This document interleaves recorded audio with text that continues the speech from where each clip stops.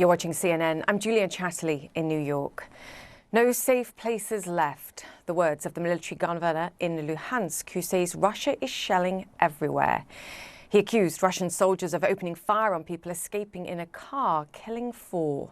And officials in Crimea say their city has been lost to Russians carrying huge amounts of equipment. President Zelensky once again highlighting attacks on innocent civilians. He says Russian forces are guilty of committing deliberate terrorism and are determined to wipe out Donbass cities. Russian troops are preparing for an offensive operation in the east of our country. It will begin in the near future. They want to literally finish off and destroy Donbass, destroy everything that once gave glory to this industrial region. Just as the Russian troops are destroying Mariupol, they want to wipe out other cities and communities in the Donetsk and Luhansk regions. And in Mariupol, the resistance continued after Ukrainian troops rejected Russian demands to surrender. They've been told to lay down their weapons or be, quote, eliminated. An advisor to the mayor said Russian forces promised to seal off the city and men who remained would be, quote, filtered out. In Lviv, in West Ukraine, which has been mostly spared from violence until now, Russian missile strikes killed 7 people and injured 11 others. They hit military targets, a tyre repair centre, and shattered windows at a hotel that's housing refugees. Matt Rivers is there for us. Well, Julia, Ukrainian officials at a midday press conference confirming that Russian missiles struck 4 different sites across the city of Lviv on Monday morning here, local time. At that press conference talking about the sites that were hit, 3 of the 4 were varying warehouses, according to the Ukrainian officials. The 4th site being a tire repair shop. And now in terms of casualties across all 4 missile sites, and these numbers could certainly change, at least 7 people have been killed so far, with at least 11 people injured in total, 3 of them potentially critically. We know that 4 of the 11 reported injured so far actually came from that tire repair shop. We visited that tire repair shop site, and the buildings that are on site there are utterly destroyed. First responders, firefighters still putting out fires at that scene. It has been several weeks since we have seen strikes hit Lviv, the city of Lviv, the region of Lviv. However, it was just a few days ago that Ukrainian defense officials here said that they shot down, using air defense systems, several cruise missiles that were fired by Russian warplanes that Ukrainian officials say took off from neighboring Belarus. And while Lviv certainly has not felt the impact of this war like so many other parts of Ukraine, safe to say that people here in the western part of the country after these missile strikes are certainly much more on edge than they were even just a few days ago. Julia? And now to the Kyiv region, where at the weekend Russia targeted the town of Brovary. Officials say rockets attacked damaged infrastructure facilities there, potentially impacting power and water supply. CNN correspondent Phil Black is in Kyiv for us. Phil, Russian forces have struck targets in Kyiv and the surrounding region over the past 3 days. That the message here, I think, is that while Russian troops have withdrawn, it's still within range of rocket fire. What can you tell us about what's being targeted and what the weekend was like? Yeah, that's right, Julia. So 3 strikes in the Kyiv surrounding area in as many days. And as you say, the most recent was in the east, some infrastructure facilities there. And it seems to fit what for the moment is a trend, and that is hitting individual targets on the outskirts of the capital. Now, it was only last week that Russia warned, and it did so again after one of these recent strikes, that it would continue to strike Kyiv if it believed that Ukraine was planning to launch attacks on the territory of the Russian Federation. But one of these recent strikes was against a facility which Russia says is involved in the making and repair of missiles, surface-to-air missiles, but also anti-ship missiles. And so that raised the theory that that attack, at least perhaps, was retaliation for the sinking of the Moskva, the Russian missile cruiser that went down last week, the flagship of the Black Sea Fleet, sunk, Ukraine says, by 2 of its anti-ship missiles.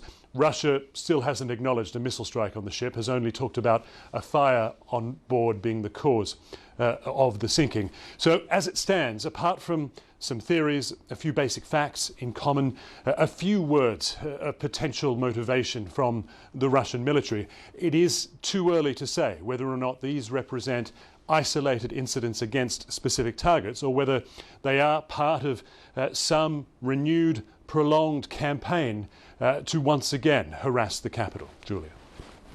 Phil, great to have you with us. Thank you so much for that. Phil Black there. Meanwhile, residents trying to escape from the eastern town of Slovyansk in the east of Ukraine, as Clarissa Ward reports. At the Alexander Nevsky Cathedral in Slovyansk, an ardent prayer from worshippers under the shadow of Russia's war. We ask for your mercy, Lord. Please hear us. They have gathered here for Orthodox Palm Sunday, carrying willows instead of palms per the Orthodox tradition. It's supposed to be a celebration of Jesus' return to Jerusalem, but there is little joy in this congregation. Ukrainian officials say this city will be a decisive battleground in Russia's imminent offensive in the Donbas region. The streets are getting emptier as the fighting gets closer. Those still here are being urged to leave. The air raid siren is an unrelenting wail. You can't hear it because the sirens are so loud, but we've heard a steady stream of booms coming from that way in the distance. But as you can see, people here are just used to it. The children continue to play. The adults try to stay strong. This group is awaiting an evacuation bus to the safety of Western Ukraine.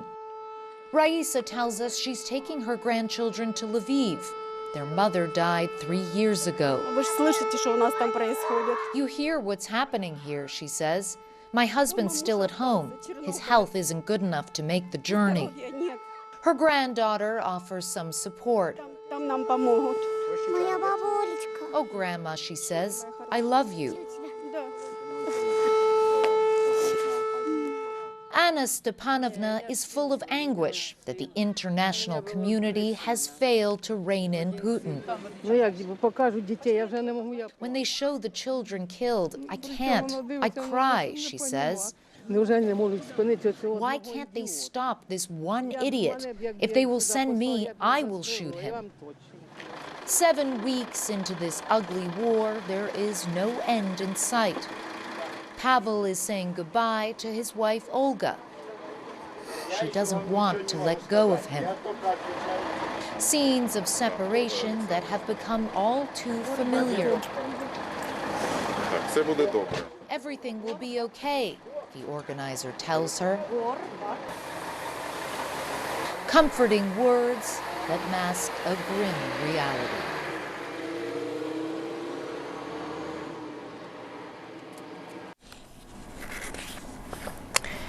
And staying in eastern Ukraine, a city of Kreminna has now been lost, according to a senior Ukrainian official. This comes as President Zelensky says he's not willing to give up territory in the Donbas region to end the war.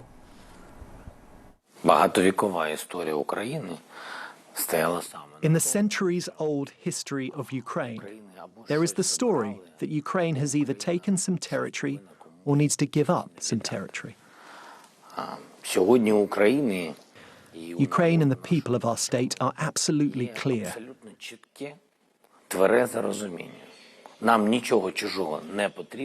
We don't want anyone else's territory, and we are not going to give up our own. Ben Weidman is live in the eastern city of Kramatorsk for us. Ben, good to have you with us. President Zelensky said he won't give up the east, and that's been the message all the way along. They won't give an inch of territory up for peace, but the fear, I think, is that it's taken anyway. Yes, in fact, at 5 a.m. local time, 11 hours ago, the town of Kreminna in the east was taken by the Russians, and this is acknowledged by Ukrainian officials. This was after weeks of bombardment, days of street fighting, and right before, in the last 24 hours, officials were saying that it's essentially impossible to organize an evacuation of people from that town. And we understand that one car, a private car, was trying to escape. It had 5 people on board, came under fire by Russian forces. 4 people were killed. Apparently there's a woman who's injured. The last we heard is she's still in the car because medical personnel cannot reach her. And what we're seeing is that along the entire front here in eastern Ukraine, there have been overnight intense artillery bombardments here in Kramatorsk.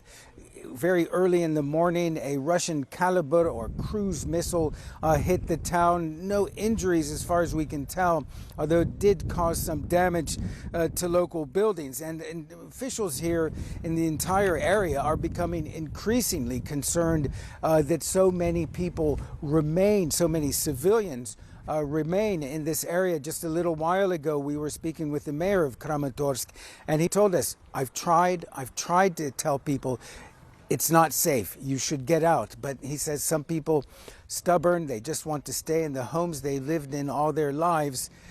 But there is a danger approaching. Julia? Ben, we were just listening to Clarissa talking to families as well that were divided, and those just saying they were either unwilling or leaving their menfolk behind because they were too old or are incapacitated and unable to leave. It's a story all across the country. I want to get your sense of Mariupol too, because I think that's become a broader symbol of Ukrainian resistance and fight when you're facing desperate odds at this stage. And I believe the fighting continues even despite the ultimatum that was given by the Russians over the weekend to say, get out, or effectively we're going to go in there and filter out the menfolk. The fighting continues. Ben, what can you tell us about what's going on there still? Yeah, to describe the situation as desperate is perhaps an understatement. What you have is a few pockets of Ukrainian resistance still holding out, many of them in the Azovstal steel plant by the side of the city, but it has come under constant bombardment.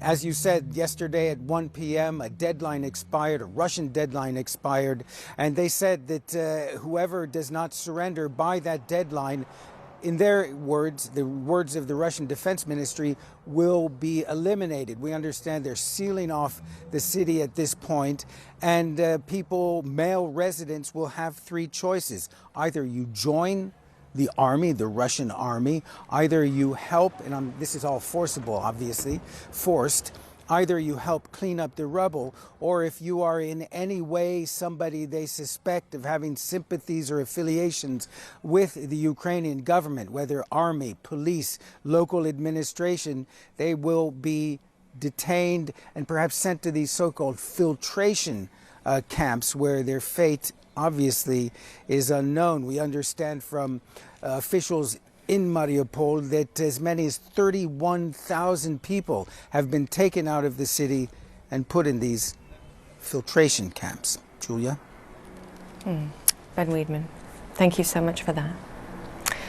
Now, the war in Ukraine resulting in slower economic growth all over the world. In China, the additional problem of the largest COVID outbreak since the pandemic began.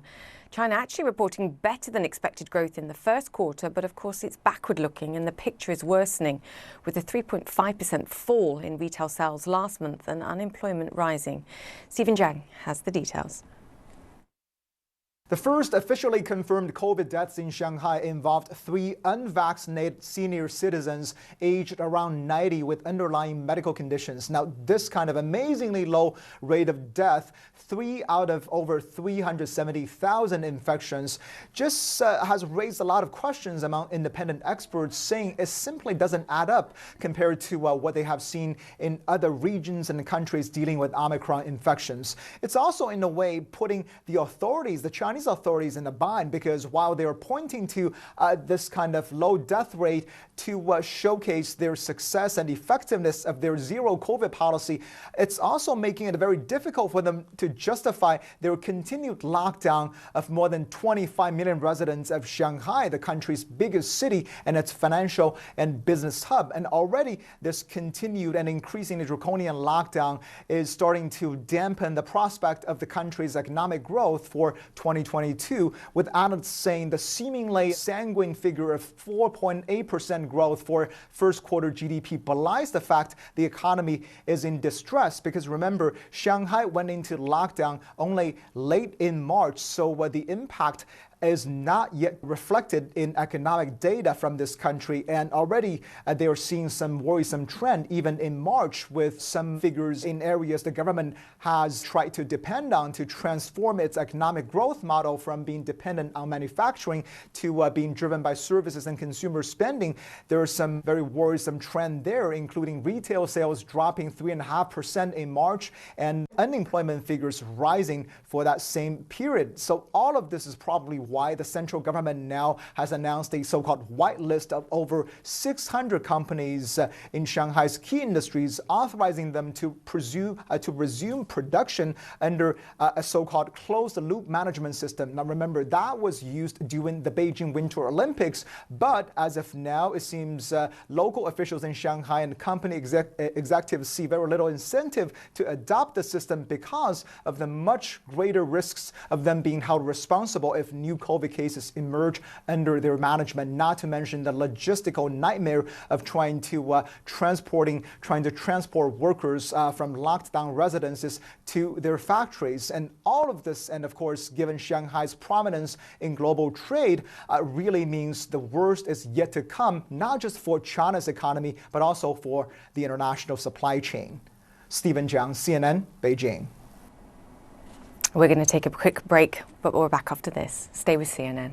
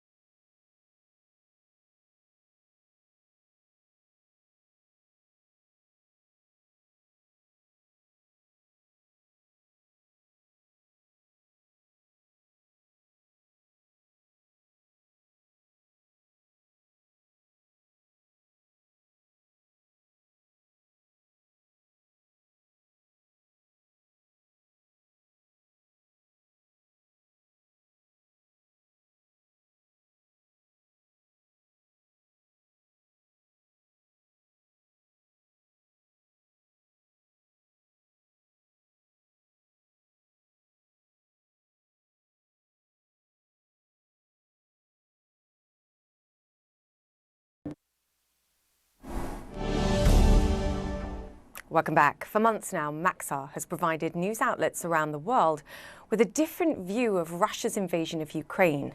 Satellite images giving viewers an understanding of the war from above, from before and after images of the destruction in Mariupol to Russian troops and equipment in eastern Ukraine. Maxar images have even been used to fight misinformation after atrocities seen in places like Bucha. Steve Wood joins us now. He's the Senior Director of Maxar's News Bureau. Steve, great to have you on the show.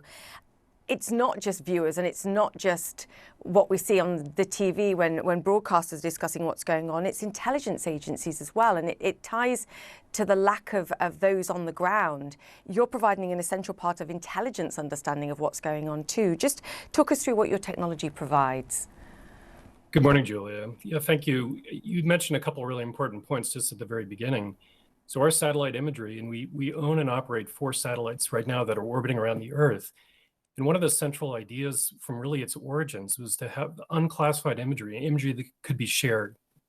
This kind of very high resolution detailed imagery is used by, as you mentioned, the US government, by governments around the world, but then also can be used as a vehicle to actually show what's happening.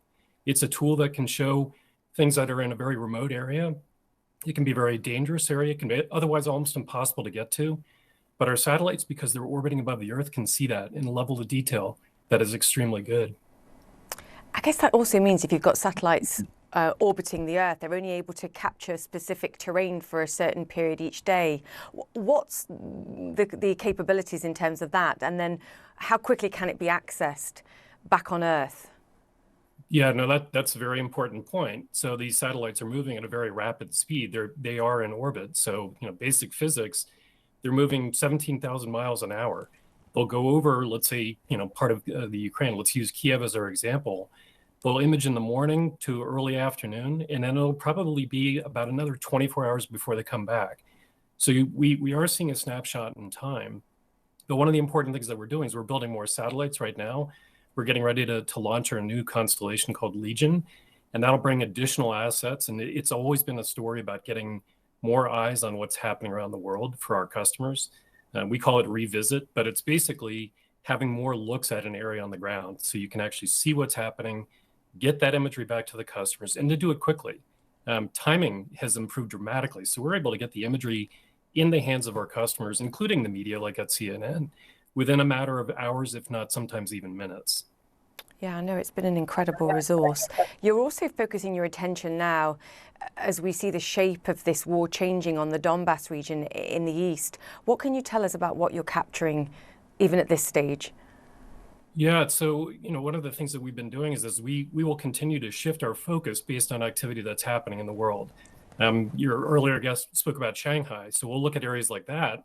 It's not just Ukraine. We are doing this around the world 24/7, 365 days a year. But with the Donbass in particular, as the forces continue to move into that region, of course, we're using our satellites to monitor activity, whether it's in Mariupol with humanitarian issues, the forces themselves. That's part of what we do every day is to try and track that. One of the factors we have to be concerned about, or to deal with, I should say, is the weather. The weather in the past few days has been pretty poor. And so we don't see through clouds with our satellites. And so we are trying to always optimize what we're able to collect. But hopefully the weather will improve soon so we have a better, more complete view of what's happening. Yeah, I know that impaired your ability to collect imagery surrounding the Moskva, the Russian flagship, and actually what happened there. Yeah, no, that's right. So we actually imaged the Moskva. This is the big Russian cruiser, of course, that was hit and ultimately sunk. And we imaged the ship as it was in port in Sevastopol several days before that incident occurred. And then we also imaged it again when it was out at sea. But the moment of the actual incident, we unfortunately were not able to see.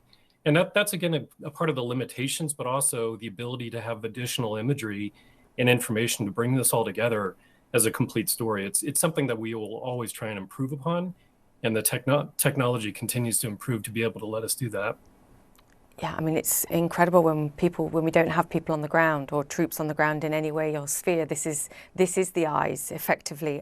It's also been pivotal in fighting misinformation, which I wanted to talk to you about as well. I mean, you were part of helping the media build a picture of quite what was happening in Bucha, and some of the misrepresentation, it seems, of the stories. The Russians were saying, look, these could be potential actors. And I'm talking about the people that lost their lives and were literally lying in the streets when the media was able to get in and understand what had happened in there. Your satellite imagery showed that some of those people had been lying there for many days, and they weren't actors that had just laid down for the purpose of video to be collected and then got up and walked away. You saw some very graphic images there. Yeah, absolutely. That was, frankly, that was one of the more graphic and more heartrending things that we've had to deal with. You know, I've been doing this business, I've been in the business for more than a couple decades. And frankly, to be able to look at this type of activity, it makes you pay attention to it. We ended up working very closely, in this case, with the New York Times to initially do the investigation and to help identify and go back and look what was happening in Bucha.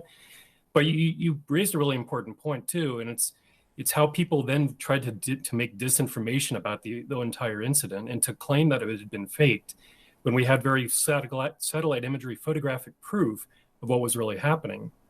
And ultimately, some of the disinformation, this is the entire effort of what we were trying to do with our media reach, is to help combat disinformation, to show visual representation and photographic proof of things that are happening, whether it's human rights atrocities, like we saw in Bucha or in Mariupol and other areas. The imagery speaks for itself oftentimes, but it's telling that complete story. And frankly, our partnership with the media has been essential to do that. And Steve, I can hear in your voice how difficult it must be for you and your team to be collecting images like you've seen in Mariupol. So we thank you too for the work that you're doing. Very quickly, cyber risk.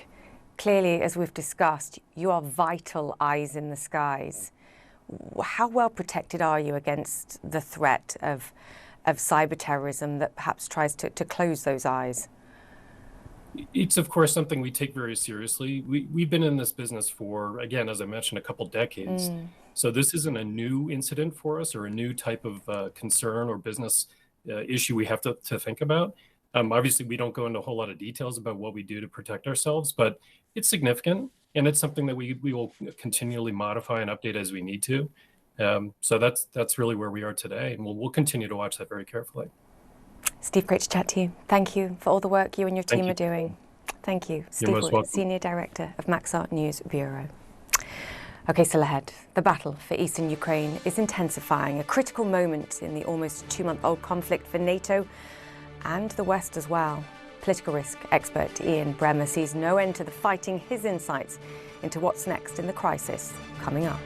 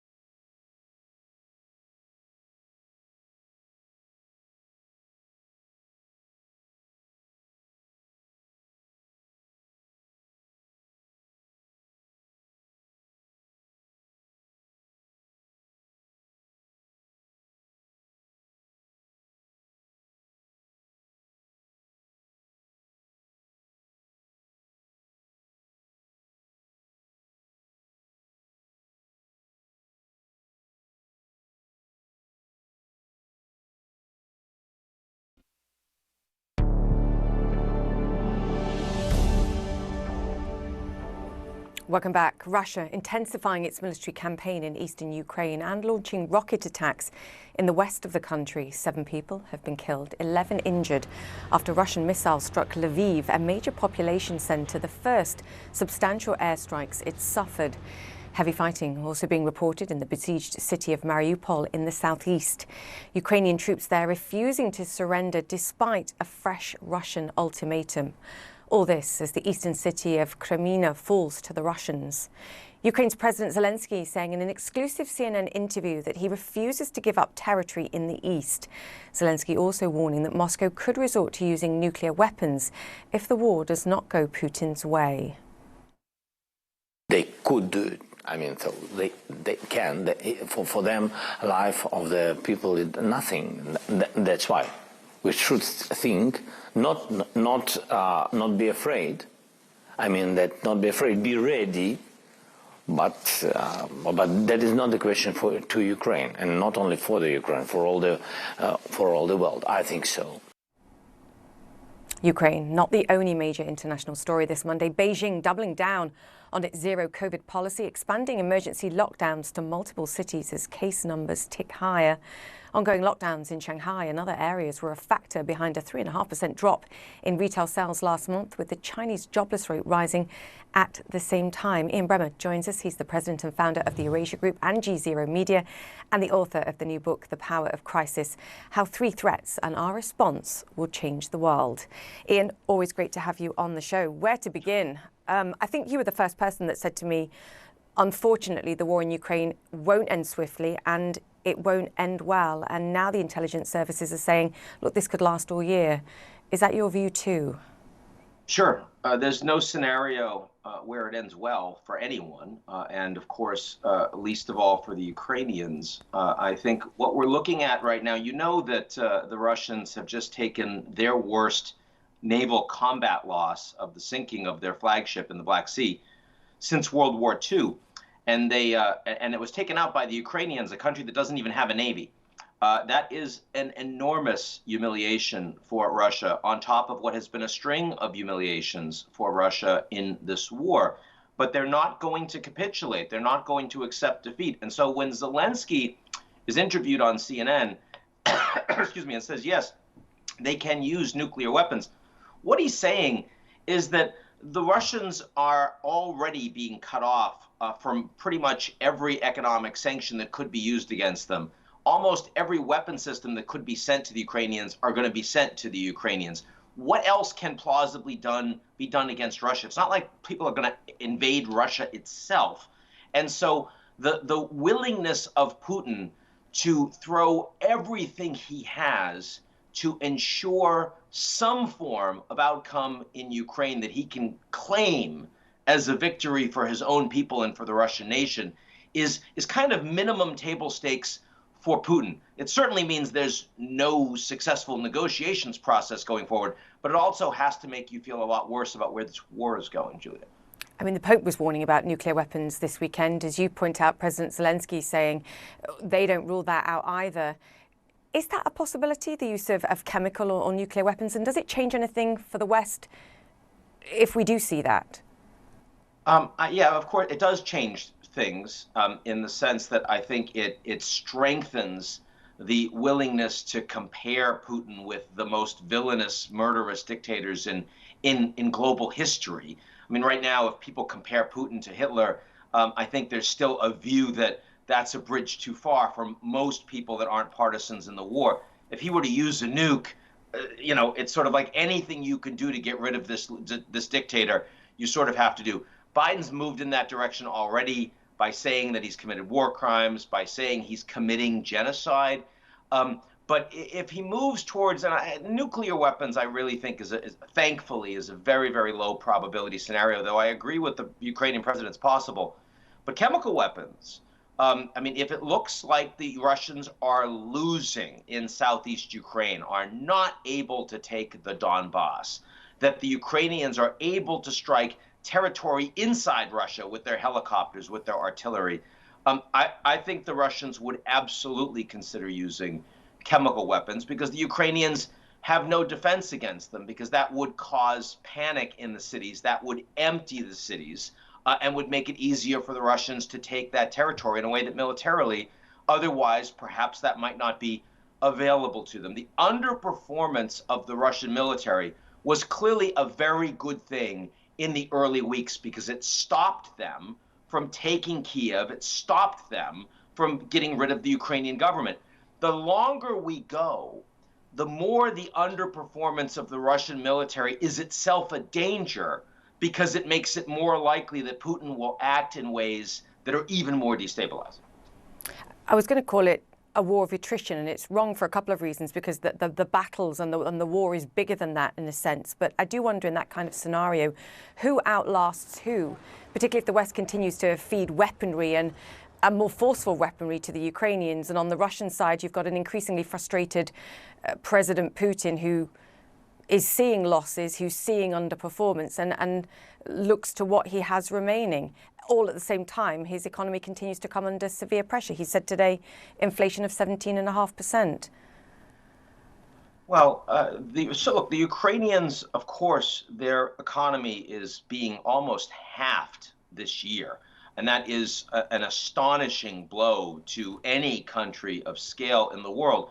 But the level of international support that Ukraine will receive going forward as a consequence of this war and the way they fought it, the courageousness that they've shown, will be enormous. So as much as you can say Ukraine can't win here because look what's happening to their country, you're never getting these people back. Look at the trauma being faced by almost 5 million, mostly women and children that have been forced to flee their country and become refugees unwillingly. I mean, that's not a win for anyone.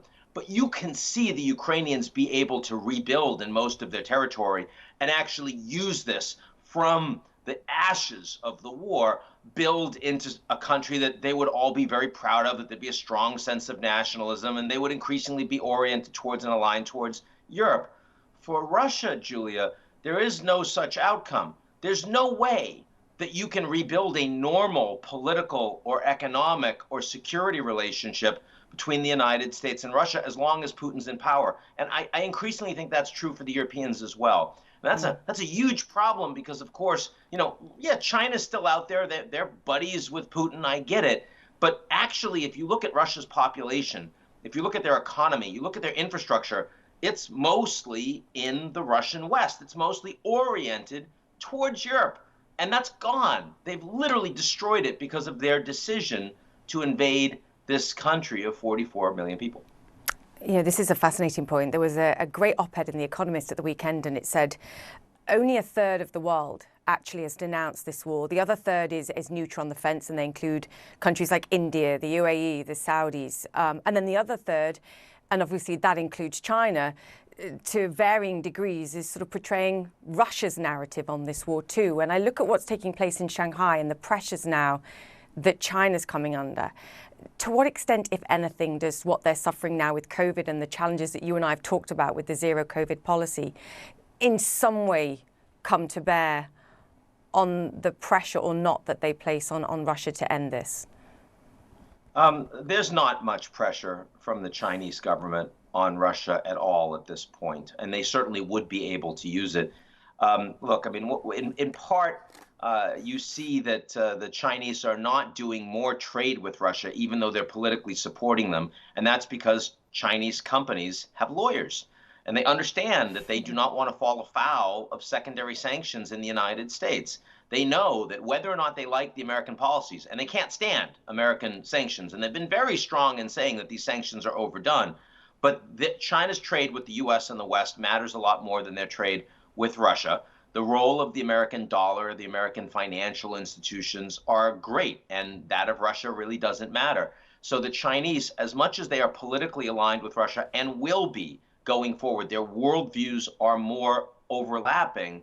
The fact is that China can't do all that much for the Russians economically. So you have two countries that are kind of rowing in the same direction, but they're in different boats. They don't have that much impact on each other going forward.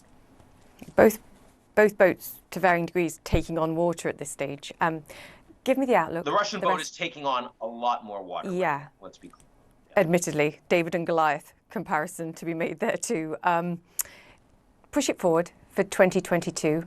We've got political instability in Sri Lanka, Pakistan, what's expected to be a very tight French presidential election, an ongoing war in Ukraine, slowing global growth. What's the outlook, Ian? The outlook is more global inequality. It is a much worse position for a global middle class and for poorer countries that have suffered the most without access to the vaccines until late, with much higher indebted levels, and with much greater challenges dealing with inflation and not having the same ability for their governments to make sure these people can get through this kind of crisis. You've had 2 years of pandemic, and now you have the inflation shock, the supply chain shock on the back of the war in Russia-Ukraine that, as we both said at the opening here, isn't ending anytime soon. For the last 50 years, the single most important global trend has been the emergence of a stronger global middle class because of globalization, because goods and services were moving faster and faster across borders all over the world. And that meant efficiency. That meant everyone was taking advantage of cheaper labor, and it meant that emerging markets were emerging more strongly. Those trends are now unwinding because of the pandemic, because of some changes in technology, and also now because of the Russia-Ukraine crisis. And so what does that mean? You mentioned Sri Lanka. We can talk about Lebanon, but there are a lot of other countries in that bucket. It means that all of those places that thought that they were going to be able to continue to emerge and continue to have stronger middle classes are suddenly facing the worst of this environment, the worst of 2022, and the political pressures inside those countries are going to grow significantly. And into this, America's going to hike rates and suck capital away from them too. We will continue this conversation. Ian, always a pleasure to chat to you. Thank you. Ian Brennan, the president and founder of the Eurasia Group and G0 Media, and the author of the new book, The Power of Crisis, How Three Threats and Our Response Will Change the World. We're back after this.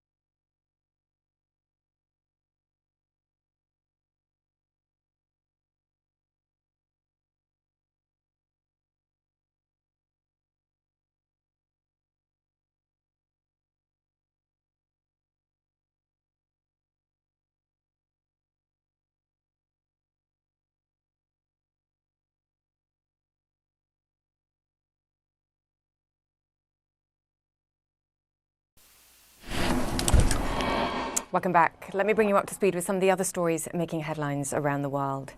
There were more clashes between Israeli forces and rock-throwing Palestinians over the weekend. Once again, the conflict centered around the Al-Aqsa Mosque in Jerusalem. Israeli police moved in when Palestinians began throwing rocks at buses carrying Jewish visitors to the area. Police in Sweden are condemning riots that took place in the south of the country over the Easter weekend. Dozens of police officers and at least 14 other people were hurt. We're told the clashes were sparked by counter-protests to anti-Muslim rallies and that a far-right group planned to publicly burn copies of the Quran. The US Special Representative for North Korea says he's willing to meet with Pyongyang anywhere without any conditions. Quote, he made the statement only hours after North Korea tested a new short-range missile that it says will enhance its nuclear program. And there are growing concerns in Japan about the increased appearance of Chinese ships around a chain of contested islands. This amid heightened tensions between China and Taiwan and fears Beijing could be inspired by Russia's war on Ukraine to launch its own attack. CNN's Bake Essig has more on how Japan is stepping up its defences as the political rhetoric heats up. For the past 25 years, Kazushi Kinjo has made a living fishing the waters surrounding Japan's Nansei Islands. That includes the uninhabited group of islands known as the Senkakus in Japan and Diaoyu in China. When he started, Kinjo says he never saw Chinese ships, but in the last few years... You can see it in the video. The bow of one of their ships was pointed straight at us, and they were chasing us. Dangerous encounters, specifically around the contested Senkaku Islands, that Kinjo says are guaranteed. I don't know for sure, but I also saw what looked like cannons. Looking back, they definitely could have shot at us if they'd wanted to. I felt that fear. In response to CNN, China's Ministry of Foreign Affairs says it's carrying out law enforcement duties in its territory. But it's not just the Chinese Coast Guard trolling these contested waters. Japanese and senior U.S. defense officials say Chinese warships are routinely patrolling Japanese territorial waters in the waters near Taiwan. And according to one of the men in charge with defending Japan, that increased activity isn't limited to the sea. From where I'm walking on the shores of Japan's Yonaguni Island, the east coast of Taiwan is only 110 kilometers away. It's so close that on a clear day, you can actually see it. It's this stretch of water that's been viewed as a potential battleground if China invades Taiwan. It's that close proximity that has Japanese officials claiming Taiwan's peace and stability is directly connected to Japan's. A security threat amplified by the ongoing nuclear threat posed by North Korea, and a growing fear that China may try to take control of land the Japanese government claims is inherently theirs. Japan's territorial sovereignty extends to the Nansei Islands, and I'm afraid that may be infringed in the future. It's for those reasons that General Yoshihide Yoshida says defending the Nansei Islands is a top priority. The Nansei Islands consist of these 198 islands. Since 2016, in a clear departure from Japan's post-World War II pacifism, Japan's self-defense force has increased its footprint, building bases on Amami Oshima, Miyakojima, and Yonaguni. Ishigaki is next. How confident are you in Japan's ability to defend itself? We are enhancing our capabilities, but our competitors are also enhancing their capabilities at an extremely fast pace. It will be very difficult to maintain our deterrence and response capabilities unless we further increase our military capacity. Back on Yonaguni, the Russian invasion of Ukraine is sparking fears that China could be emboldened to act off Japan's shores. The people are terrified of the situation that's happening. I think that the Senkaku issue and the Taiwan contingency are similar to the Ukrainian issue. I have a strong sense of crisis, that this island will eventually cease to be Japan. But in the face of geopolitical concerns well out of his control, Kinjo and his crew do what they know. They prepare for another day at sea. Blake Essig, CNN, Yonaguni, Japan. And coming up, the mayor of Moscow warning of hardship ahead as Western sanctions continue to pressure the Russian economy. That story ahead. Stay with us.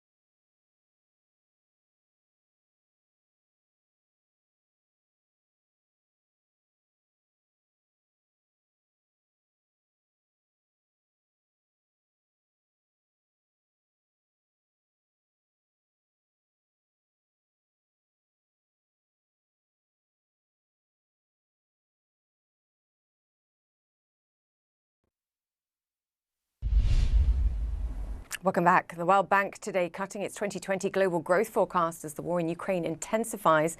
The group now sees the global economy growing at 3.2%. It had seen growth above 4%. A cautious tone too on US markets as investors eye a fresh rise in US borrowing costs and await key earnings from major US firms, IBM, Netflix, American Express and other multinationals all set to report over the coming days. Wall Street coming off a losing week with both the S&P 500 and the Nasdaq dropping more than 2%. Claire Sebastian joins me now. An important earnings week and an important earnings season actually, just to get a sense of to what extent rising input costs, higher wage costs are either being absorbed by companies and therefore hitting margins or being passed on to a consumer. Lots to watch for, I think, Claire. Yeah, Julia, and as we saw last week, the banks continue to set the tone for this. We had Bank of America this morning. They actually fared a little better than expected. Their profit fell 12%. Their consumer business offsetting a big 35% drop in investment banking. What you see here is really a different stage for the banks. Gone are the heady days of the deal making of 2021. This is a new phase. People are holding fire on big deals while they see how this inflation interest rate environment shakes out. And that is really what people are watching this week. We're going to hear from Jerome Powell, the Fed chair, later this week. The big question, whether or not the Fed might act quicker than perhaps expected, might move to a 0.5% rate rise at the next meeting. The risks are, of course, on both sides. Either they act too quickly and bring about a recession sort of sooner rather than later in the U.S. economy, or they could act too slowly. The former chair of the New York Fed, Bill Dudley, in an op-ed this morning on Bloomberg saying, he said the title was "The Slower the Fed, the harder the landing." He said the risk is that if the Fed delays acting fast now, inflation expectations could become really embedded. Underlying inflation could rise, and they could be faced with an even more urgent situation down the road. So a lot of risks in the environment right now, and I think investors are sort of holding fire to see how this week goes. Yeah, it's fascinating, isn't it? Because they'll always say that they set policy for the United States and nowhere else. But I think there's never been a more pivotal time for US monetary policy having a dramatic impact actually on the rest of the world at a critical moment.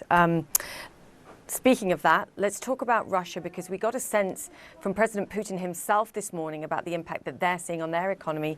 Inflation at 17.5%, according to the president. Yeah, this is the first time that certainly I've heard, and I listen to pretty much everything that Putin says at the moment, that he's put a number on inflation. This was a number that was put out actually by the economy ministry last week. As of April the 8th, annual inflation in Russia stood at 17.5%. Now, Putin in the same breath did say things are stabilizing. The economy is stabilizing. He said the ruble has stabilized. That is actually true. The ruble is now at about the same point against the dollar as it was just before the war in Ukraine started. But he did also, in the same breath, say, look, we need to act quicker. We need to make sure that we're helping people deal with what he called this wave of inflation. And he said the best way to do that is to create well-paying jobs. And this is what Moscow, the city of Moscow, is apparently doing. We got in a blog post this morning from the mayor of Moscow, Sergei Sobyanin, who says that around 200,000 jobs are at risk in Moscow alone because of Western companies leaving. He said that they are allotting about $41 million from the budget to create new jobs for these people. And some of them will be in sort of public works, parks, state service centers, summer pavilions even. If you look at the types of jobs that could be lost, the types of companies that have left, everything from sort of Heineken to retailers like H&M to big banks like Goldman Sachs, that is a stretch. But you do see that the Russian economy is trying to redesign itself to cope with the pressure of sanctions. Claire Sebastian, thank you so much for that. And that's it for the show. Stay with CNN. Connect the World with Becky Anderson is up next. We'll see you tomorrow.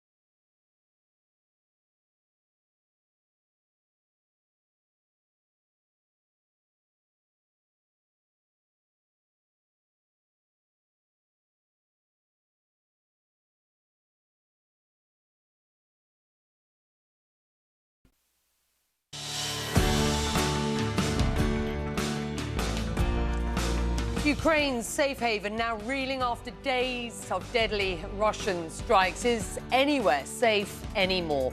We're live in Lviv for you up next. Plus, the air raid siren is an unrelenting wail. You can't hear it because the sirens are so loud, but we've heard a steady stream of booms coming from that way in the distance. But as you can see, people here are just used to it. air raid sirens, a familiar wake-up call in Ukraine, especially in the east of the country, where Ukrainian control is slowly dwindling. Clarissa Ward's report is just ahead. And riots break out in Sweden over the burning of the Quran. It was all part of an anti-immigration protest. We'll hear from a member of parliament who's experienced racist remarks herself.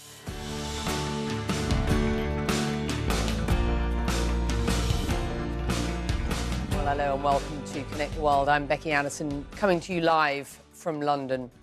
Fighting ramping up in eastern Ukraine, while cities across the country are being pounded with Russian missile strikes. Attacks have been reported in Lviv and Dnipro. Lviv's military governor says 7 people were killed and 11 wounded when 4 missiles hit the area this morning. 3 were directed at military infrastructure. The 4th destroyed this tyre repair shop, which has no apparent military affiliation. Meanwhile, Ukrainian President Volodymyr Zelensky tells CNN his military is prepared for the upcoming fight against Russia in the east, and he will not consider giving up territory in the Donbass region to end the war. This comes, of course, as Ukrainian troops in besieged Mariupol reject a Russian ultimatum to surrender. CNN affiliate France 2 shared this video showing the massive devastation inside the port city. According to a Mariupol official, Russian forces announced they will close all entries and exits today and warned all the men there will be, quote, filtered out. And another city Russia has targeted, Dnipro in east-central Ukraine. The region's military governor there saying 2 missiles hit the city on Monday. Clarissa Ward is there. Frightening developments overnight, not least where you are. Describe what is going on. Well, the city of Dnipro is in a state of relative calm again, despite those missile attacks overnight. 2, as you mentioned, on the outskirts of town. Local authorities saying they targeted some kind of infrastructure installation. We're not exactly clear on what that is, but there were no people killed. Fortunately, a couple of people injured. It was just about 9 days ago that the Dnipro airport was also targeted. But really, this place has become a sort of fallback position for the thousands of people who are now streaming out of eastern Ukraine, and particularly the Donbass region, where Russia is preparing for a major sort of new offensive. President Volodymyr Zelensky saying he thinks it will start any minute now. But others in the region, military, local leaders, saying that they think, in essence, it is already underway. We heard today that Russian forces have pushed into a frontline town called Kremina. They reportedly have targeted cars trying to evacuate civilians from that area. There's heavy street-to-street fighting. But Ukrainian forces have also been hitting back just as hard, Becky, trying to cut off Russian supply lines to stop this offensive before it has even really started, Becky. Some finding some solace, one assumes, in Orthodox Palm Sunday. For those who observe those celebrations coming as this war rages on. Clarissa. Yeah, this is a deeply religious part of the country, Becky, and indeed it's a deeply religious country. Orthodox people celebrate Palm Sunday, so it was Easter yesterday for most people in the sort of Catholic Christian world, but here it was Palm Sunday. And it was extraordinary to see a lot of people gathering at a cathedral About 100 or so people in this city of Slavyansk, which is very much in the crosshairs, is expected to be a major battleground going forward, and yet people still gathered to observe the holiday. Take a look. At the Alexander Nevsky Cathedral in Slavyansk, an ardent prayer from worshippers under the shadow of Russia's war. We ask for your mercy, Lord. Please hear us. They have gathered here for Orthodox Palm Sunday, carrying willows instead of palms per the Orthodox tradition. It's supposed to be a celebration of Jesus' return to Jerusalem, but there is little joy in this congregation. Ukrainian officials say this city will be a decisive battleground in Russia's imminent offensive in the Donbass region. The streets are getting emptier as the fighting gets closer. Those still here are being urged to leave. The air raid siren is an unrelenting wail. You can't hear it because the sirens are so loud, but we've heard a steady stream of booms coming from that way in the distance. But as you can see, people here are just used to it. The children continue to play. The adults try to stay strong. This group is awaiting an evacuation bus to the safety of Western Ukraine. Raisa tells us she's taking her grandchildren to Lviv. Their mother died 3 years ago. You hear what's happening here, she says. My husband's still at home. His health isn't good enough to make the journey. Her granddaughter offers some support. Oh, Grandma, she says, I love you. Anna Stepanovna is full of anguish that the international community has failed to rein in Putin. When they show the children killed, I can't. I cry, she says. Why can't they stop this one idiot? If they will send me, I will shoot him. 7 weeks into this ugly war, there is no end in sight. Pavel is saying goodbye to his wife, Olga. She doesn't want to let go of him. Scenes of separation that have become all too familiar. Everything will be okay, the organizer tells her. Comforting words that mask a grim reality. Now, authorities are telling people in Slavyansk that they must leave the town. But we saw so many people, Becky, who just refused to do that. They're so afraid, having seen what happened in Chernihiv and areas to the north of Kiev and those suburbs that were so ravaged by Russian forces. They're afraid to leave their homes. They're afraid that looters will destroy them, and that they're afraid that they won't have any way to get back, Becky. 7 weeks in, as you say, and the threat of an all-out assault now for the East. Just how surprised are you when you speak to people? And I know they're frightened. I know they don't want to leave their homes. It must be absolutely devastating. But there's still this sense of resilience, Clarissa. It's pretty extraordinary, Becky. I mean, a lot of these people in the East have been living with the war that has been grinding on between Russian-backed separatists and the Ukrainian army for 8 years. So they're used to a certain level of hostilities. But what we've seen moving around some of these areas, particularly the town of Avdiivka that we visited at the end of last week, is relentless bombardment, non-stop shelling. This is something that people in these areas have not experienced before.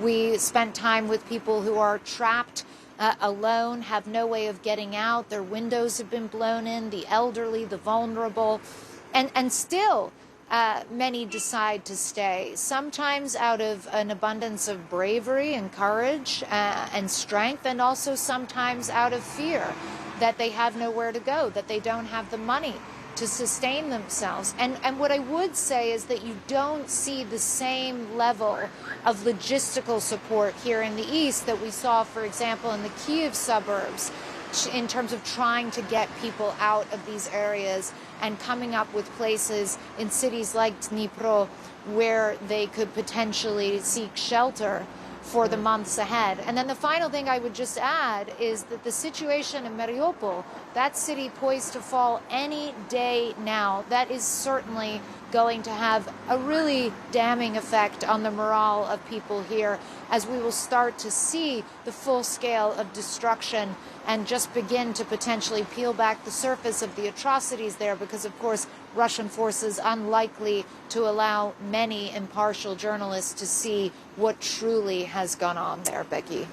Yeah, a city of what, 400,000 down, as we understand it, to over 100,000. We have no idea at this point, really, how those people are surviving. The truth will tell, sadly. Clarissa, thank you. And Clarissa's reporting is, of course, also online. You can find it at CNN.com. CNN's Matt Rivers is on the ground. He's in Lviv for you. Again, a city overnight shelled. What's the atmosphere where you are? Well, Becky, it's fair to say that Lviv, throughout the course of this war, has been spared in a major way from the kind of violence and suffering that we have seen just at horrific levels in many other places around the country. And yet, this morning, that kind of relative lull here that we've seen in terms of any sort of action was shattered with 4 different missile strikes by Russian forces, according to the Ukrainian officials, that landed across the city of Lviv. So 3 of those strikes hit military infrastructure targets, according to officials. The 4th hit an auto repair shop, and that is the one that we managed to make our way to. As soon as we heard the explosions, we went in search of where those missiles fell, and the plume of black smoke that we ended up at was this auto repair shop, and we knew that as soon as we pulled up, because there was a big sign on the buildings. There were 2 buildings on fire. They're both part of the same repair shop, and they were shattered. We saw the impact crater at least 5 meters across, and that explosion just decimated those 2 buildings. The owner of that auto repair shop told us that multiple of his employees who were there just starting their day at work, they were getting ready to open the shop at 9 a.m., and the missile struck about a half an hour before that. Multiple of his employees were killed. Several others were injured. And it's just more emblematic of just needless killing that we see. This was not a military target. This was an auto repair shop right across the street. We spoke to another woman who was washing her face when the windows blew in on her. She's terrified, Becky, and now, like so many other Ukrainians, she's deciding whether or not to move to Poland. The impact of yet another airstrike by Russian forces. Matt Rivers is on the ground in Lviv. Matt, thank you. Well, each day we are seeing new damage in civilian areas, on civilian infrastructure from Russian missiles. But there are still very real fears that Russia could move to using tactical nuclear weapons. That is something the Ukrainian president says everyone should prepare for. CNN's Jake Tapper asked Mr. Zelensky about that in Friday's exclusive wide-ranging interview. It's worth just rerunning part of that conversation for you. Here it is. The director of the CIA warned that he's worried Putin might use a tactical nuclear weapon in this fight. Are you worried? Not only me. I think all of the world, all the countries have to be worried, because you know that it can be not real information, but it can be the truth. Because when they begin to speak about one or another battles or involves enemies or nuclear weapons or some chemical, issues, chemical weapons, they should do it. They could do it. I mean, so they can. For them, life of the people is nothing. That's why we should think, not be afraid. I mean, not be afraid, be ready. But that is not the question to Ukraine, and not only for the Ukraine, for all the world. I think so. There is a possibility of them using these weapons. Nobody expected there to be a full-scale invasion of Ukraine from the Russian Federation. No one expected there to be a war in 2014. And now that there will be a full-scale invasion and killing of civilians, nobody expected them to invade the areas where there is no military equipment and just kill and shoot dead the civilian population. Nobody expected that. But this is a fact, and it happened. And that is when Russia gives information and says if something goes not according to plan, they can use chemical weapons and their nuclear potential. And that is why I believe these are dangerous claims of untrustworthy people. And if we believe some of them are already untrustworthy, then they can use nuclear weapons. Well, that's President Zelensky speaking to my colleague Jake Tapper. Well, you are with Connect the World, with me, Becky Anderson, live from London for you today. Still ahead, we'll hear from a Ukrainian swim team stranded in Turkey on a road trip none of them could ever have envisioned. Plus, China has an upbeat report on its economy, but COVID lockdowns could spell trouble and impact people around the world. You're watching CNN. Stay with us.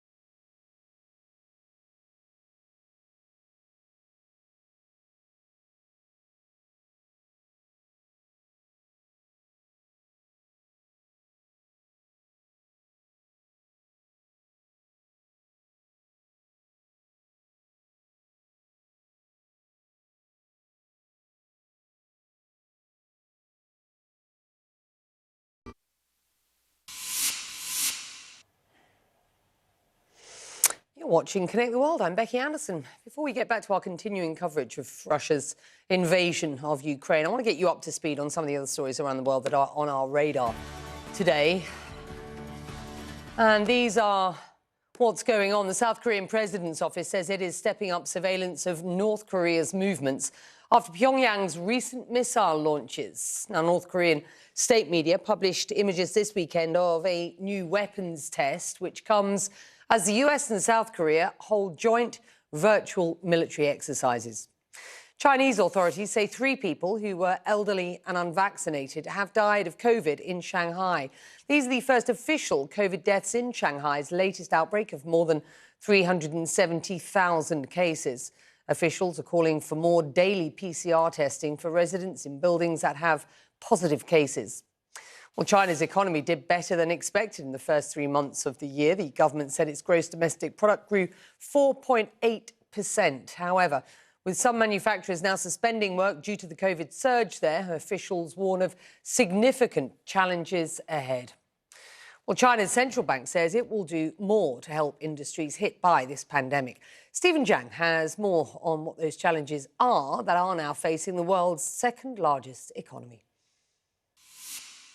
The first officially confirmed COVID deaths in Shanghai involved 3 unvaccinated senior citizens aged around 90 with underlying medical conditions. Now, this kind of amazingly low rate of death, 3 out of over 370,000 infections, just has raised a lot of questions among independent experts, saying it simply doesn't add up compared to what they have seen in other regions and countries dealing with Omicron infections. It's also, in a way, putting the authorities, the Chinese authorities, in a bind, because while they are pointing to this kind of low death rate to showcase their success and effectiveness of their zero COVID policy, it's also making it very difficult for them to justify their continued lockdown of more than 25 million residents of Shanghai, the country's biggest city and its financial and business hub. And already this continued and increasingly draconian lockdown is starting to dampen the prospect of the country's economic growth for 2022, with analysts saying the seemingly sanguine figure of 4.8% growth for first quarter GDP belies the fact the economy is in distress, because remember, Shanghai went into lockdown only late in March, so the impact is not yet reflected in economic data from this country. And already they are seeing some worrisome trend even in March, with some figures in areas the government has tried to depend on to transform its economic growth model from being dependent on manufacturing to being driven by services and consumer spending. There are some very worrisome trend there, including retail sales dropping 3.5% in March and unemployment figures rising for that same period. So all of this is probably why the central government now has announced a so-called whitelist of over 600 companies in Shanghai's key industries, authorizing them to resume production under a so-called closed-loop management system. Now remember, that was used during the Beijing Winter Olympics, but as of now, it seems local officials in Shanghai and company executives see very little incentive to adopt the system because of the much greater risks of them being held responsible if new COVID cases emerge under their management, not to mention the logistical nightmare of trying to transport workers from locked down residences to their factories. And all of this, and of course, given Shanghai's prominence in global trade, really means the worst is yet to come, not just for China's economy, but also for the international supply chain. Stephen Jiang, CNN, Beijing. Well, another big world event could also be shaping Chinese policy. Some fear that the war in Ukraine could embolden Beijing to make a play for Taiwan. My colleague Blake Essig tells us in this exclusive report how nearby islands are preparing. Surrounded by nature, a dramatic coastline, and seemingly endless beauty, life here on Japan's westernmost island is simple. But with each new day, the future of this quiet island paradise, where fishing is life, becomes more uncertain. From where I'm walking on the shores of Japan's Yonaguni Island, the east coast of Taiwan is only 110 kilometers away. It's so close that on a clear day, you can actually see it. It's this stretch of water that's been viewed as a potential battleground if China invades Taiwan.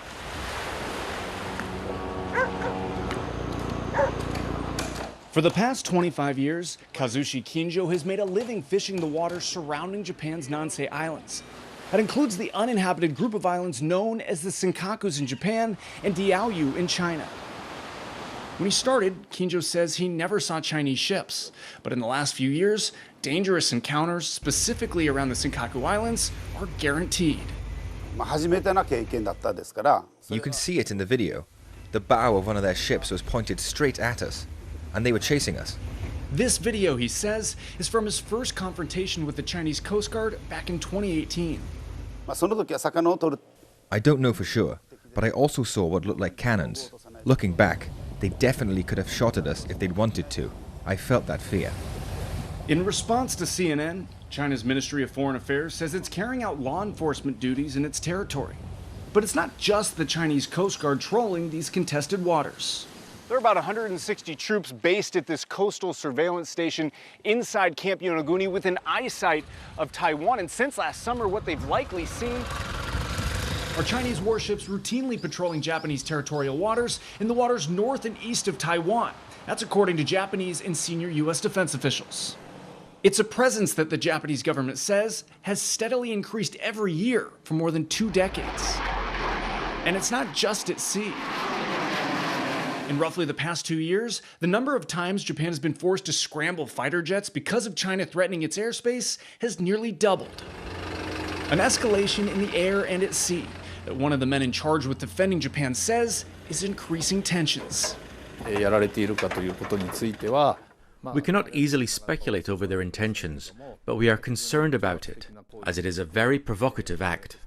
Well, China's Ministry of Foreign Affairs responded to CNN saying those comments are wholly fabricated and malicious hype. General Yoshihide Yoshida says it's that increased activity, the ongoing nuclear threat posed by North Korea, and a growing fear that China may try to take control of land that the Japanese government claims is inherently theirs. It makes defending the strategically important Nansei Islands a top priority. Japan's territorial sovereignty extends to the Nansei Islands, and I'm afraid that may be infringed in the future. The Nansei Islands consist of these 198 islands stretching about 1,200 kilometers. Since 2016, in a clear departure from Japan's post-World War II pacifism, Japan's self-defense force has increased its footprint, building bases on Amami-Oshima, Miyakojima, and Yonaguni. Ishigaki is next. Around this time next year, hundreds of troops and several missile defense systems will be deployed here on Ishigaki. And when that happens, this will become Japan's 4th missile-armed island located in the East China Sea. Despite Japan's increased spending on defense and continued militarization of the Nansei Islands, some security experts say Japan remains vulnerable, in part because it currently has no long-range strike capability. How confident are you in Japan's ability to defend itself? We are enhancing our capabilities, but our competitors are also enhancing their capabilities at an extremely fast pace. It will be very difficult to maintain our deterrence and response capabilities unless we further increase our military capacity. Through drills like this, Japan's self-defense forces are constantly preparing to respond to hostile forces, whether it's during the day or at night. That includes threats from China, North Korea, and Russia that military officials say has created one of the most alarming security environments surrounding Japan since shortly after the end of World War II.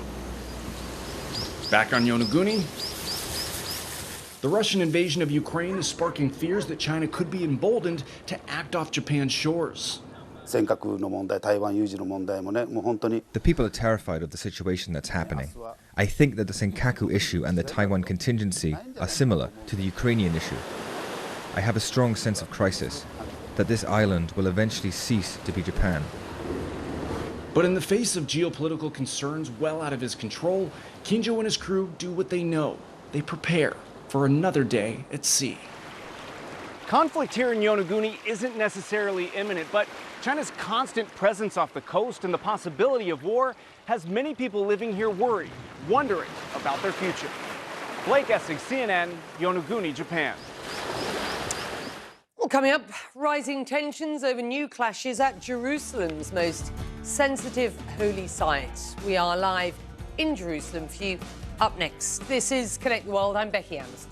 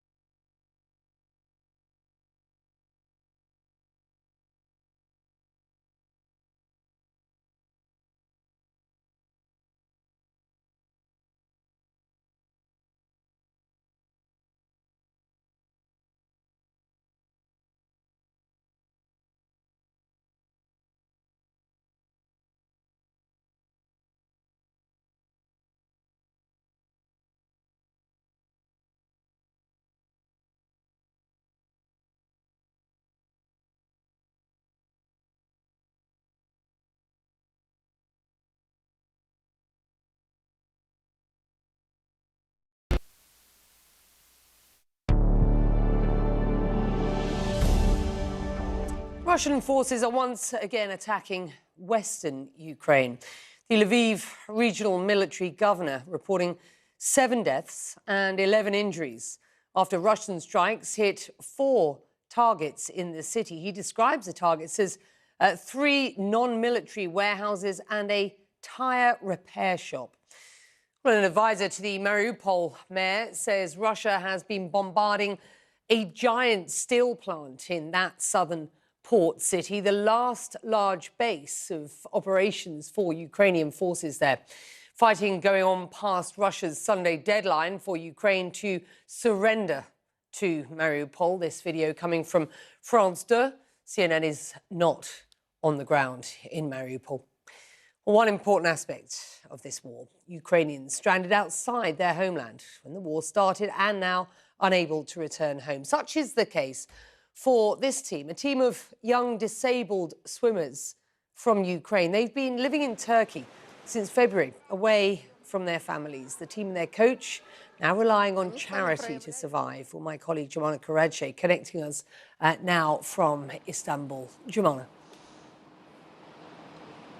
Becky, this team of young disabled Ukrainian swimmers arrived here on February 17th. They were taking part in a 2-week training camp in the city of Silivri, just outside Istanbul. And of course, a week later, the invasion happened. And the team members, their coaches, their families back home in eastern Ukraine were all in a state of shock, not knowing what to do. The team was running out of money. They couldn't pay for their hotels, pay for their meals. And, you know, talking to the coaches, they say that they had this added responsibility where they turned from being just coaches to all of a sudden feeling like they were parents to this team. And we're talking about a group of people, the majority of them are young teenagers. There was also an 8-year-old boy amongst them. And for him, it was very hard being separated from his family. And thankfully, his mother was able to travel to Istanbul, pick him up and take him to Poland. But for the rest of them, Becky, they're still stranded here, separated from their families, stuck in this state of limbo with no end in sight. Just days after these young disabled Ukrainian swimmers arrived in Turkey, war erupted back home. And what was supposed to be a 2-week training camp has now turned into 2 months of being stranded here, separated from their families during the most difficult of times. At this public pool in Istanbul, they continue their training.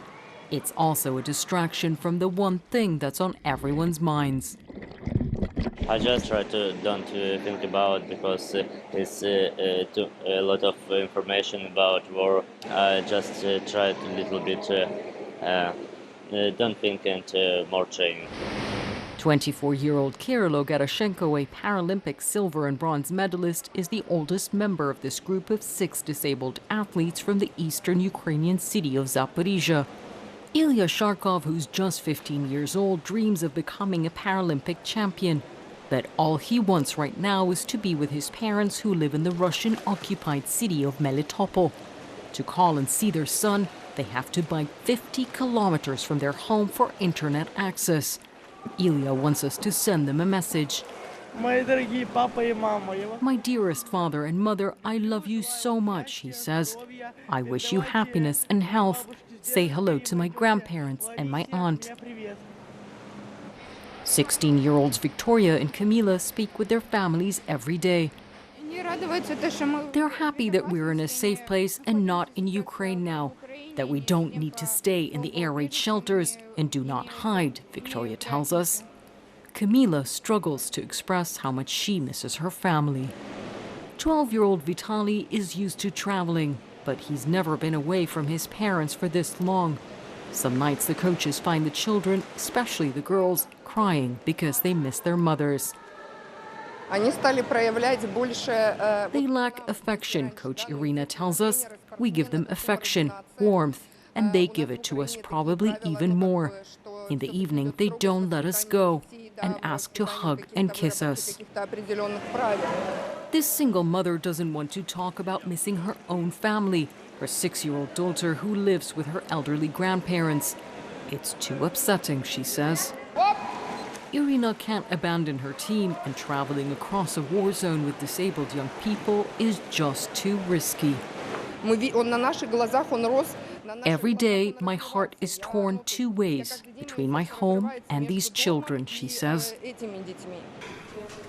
Istanbul's Kasim Pasha Sports Club has opened its doors to these Ukrainians, giving them a free place to stay and hot meals every day. The group, which has also run out of money, has had to rely on the kindness of strangers who send them things like clothes and fresh fruit. The best and toughest part of the day for Mikita is talking to his mom. Are you sleeping well? Are you eating? You've lost weight, my son, she tells him. I worry about you. We hope the Ukrainian armed forces will throw the enemy out soon and you'll come back and we will hug you. I want to go home so much, he tells her. No one knows when they'll be able to go home, but they say this ordeal has turned their team into a family that will get through this together.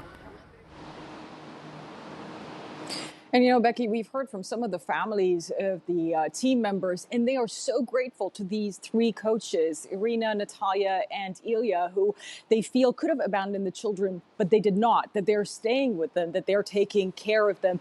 But at times it is too much for these coaches, that they've had to bring in child psychologists to help them deal with these emotions, with the situation they're going through. But that costs money, Becky, and they really can't afford this. They can't afford some of the most basic of necessities right now and are really relying on the kindness of strangers here in Turkey and also members of the Ukrainian community here who are trying to help them out.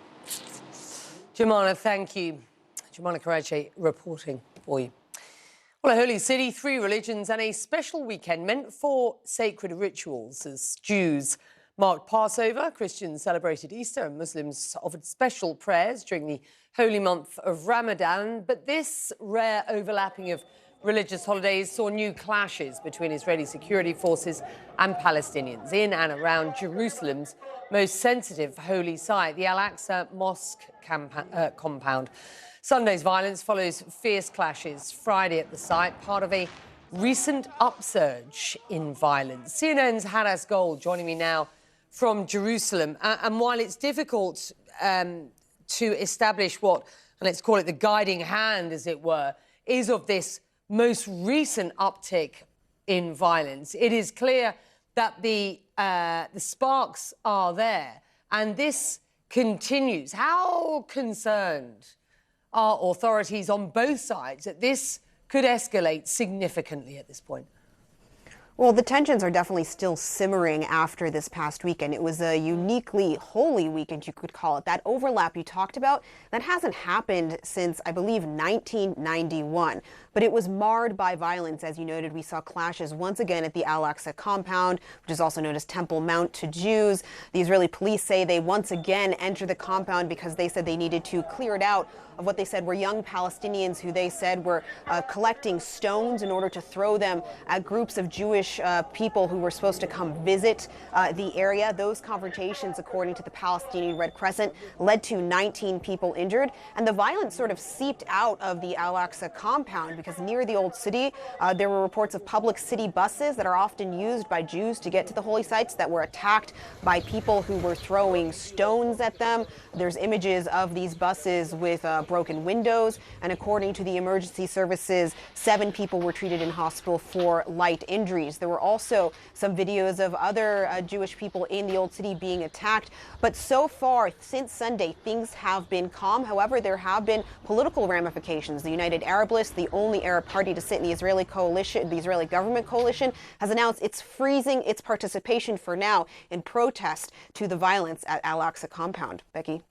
Hadas Gold on the ground for you in Jerusalem. Thank you. We are taking a very short break. Back after this.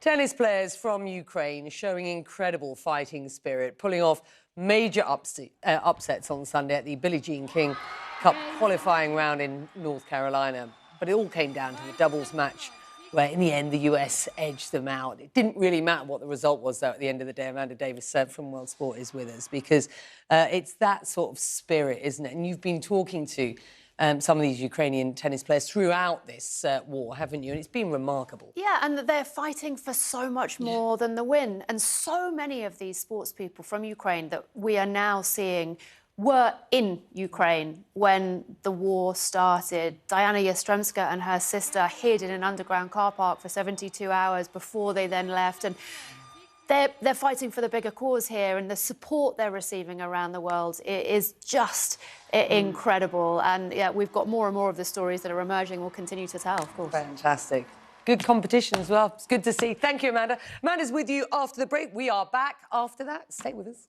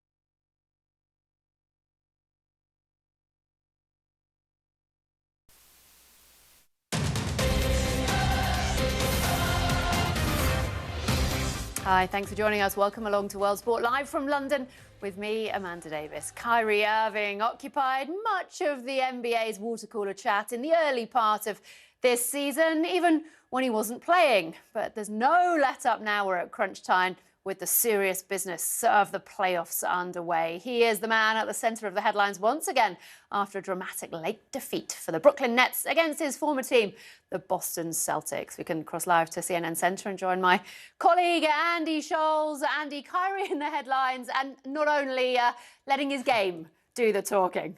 Yeah, well, I mean, Kyrie Irving, he played 2 seasons in Boston, and, you know, the fans there, they weren't very happy about the way he left. So he has become the biggest villain whenever he goes back to play there. And the fans, they were going at him all game long on Sunday, but Kyrie was giving it right back to them. He flipped off the fans on multiple occasions, and it seemed to make Kyrie play even better. He scored 18 points in the fourth quarter, finished the game with 39. With the game tied with under a minute left, Kyrie made this clutch 3 right here to give the Nets the lead.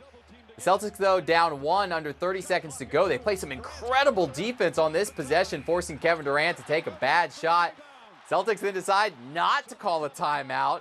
They get the ball off the court. Jaylen Brown has it. He's going to get it over to Marcus Smart, who pump fakes, gets 2 Nets to go by. Then he finds Jason Tatum, who beautifully spins around Kyrie and puts the lay-in at the buzzer. Boston crowd just going absolutely nuts. You know, the Celtics, one of the most iconic franchises in the NBA. They've hosted hundreds of playoff games. This was the first ever buzzer beater in a playoff game at home. Celtics win 115-114 to take game 1. And afterwards, Kyrie said he's going to embrace the dark side this series. When people start yelling and all this stuff, it's but so much you can take as a competitor. And, you know, we're the ones expected to be docile and be humble and take a humble approach. Nah, that's the playoffs. This is what it is. You know, I know what to expect in here, and it's the same energy I'm giving back to them.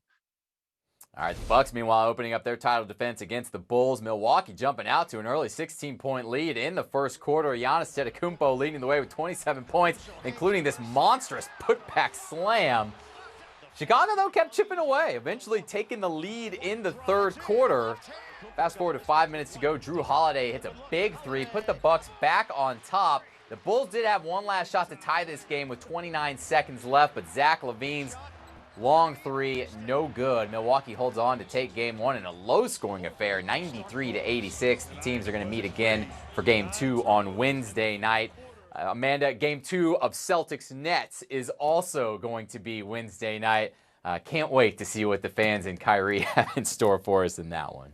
Absolutely. And Andy, it's at this point, at the end of coming to the end of a long season, that certain players will be starting to feel it. But I've got to ask you about Chris Paul. What is the secret? He's kind of properly rolling back the years, isn't he? Oh, certainly, Amanda. A couple of years ago, if you would have said that Chris Paul is going to lead a team to the best record in basketball and still be one of the best players in the league, most people would have said, how? He was an aging superstar with a long injury history just a couple of years ago. But that's when he changed everything he did during the offseason. He became a vegan. And at 36 years old, Chris Paul is playing just as good as ever. CP3 scoring 30 points, including 19 in the fourth quarter in game one against the Pelicans. He also had 10 assists.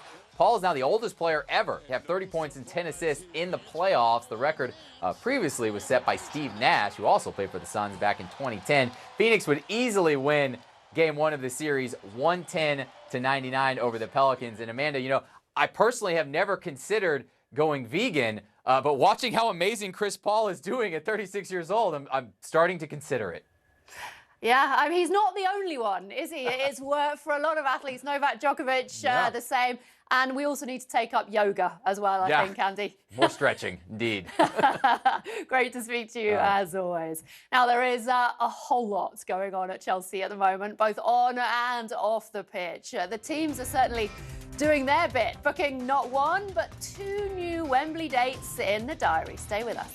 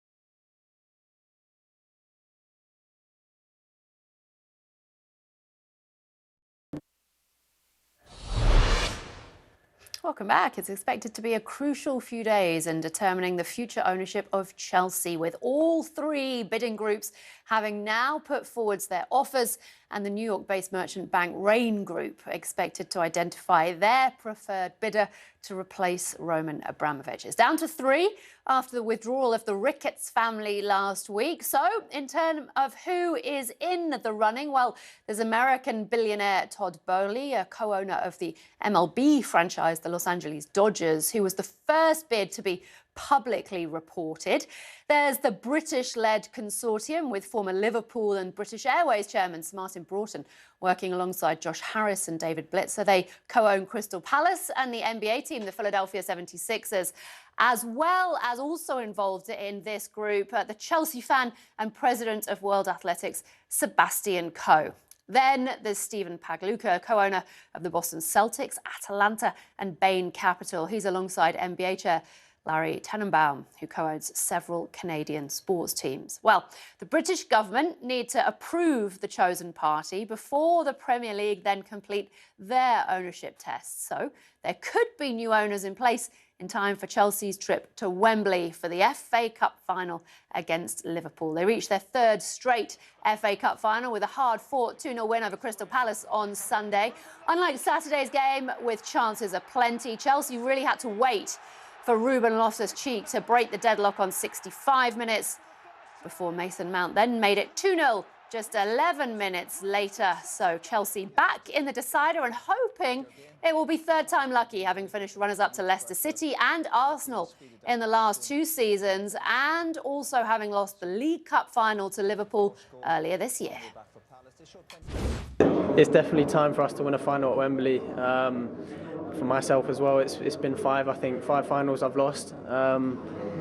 So now we have to put the pressure on ourselves to step up, and it's going to be a tough game. We remember fondly the last cup final we played very, very recently, and now, as you said, yeah, it's time to get our play back. It was not easy because we play again, of course, 3 games in 3 different competitions. We come from Southampton, Madrid, of course, and then arrive in Wembley. Not always easy, very challenging physically. We're the team with the most minutes in Europe, I think, and also mentally to go always to different competitions and to put the exit of Champions League behind us. So I think the performance was very controlled, very serious.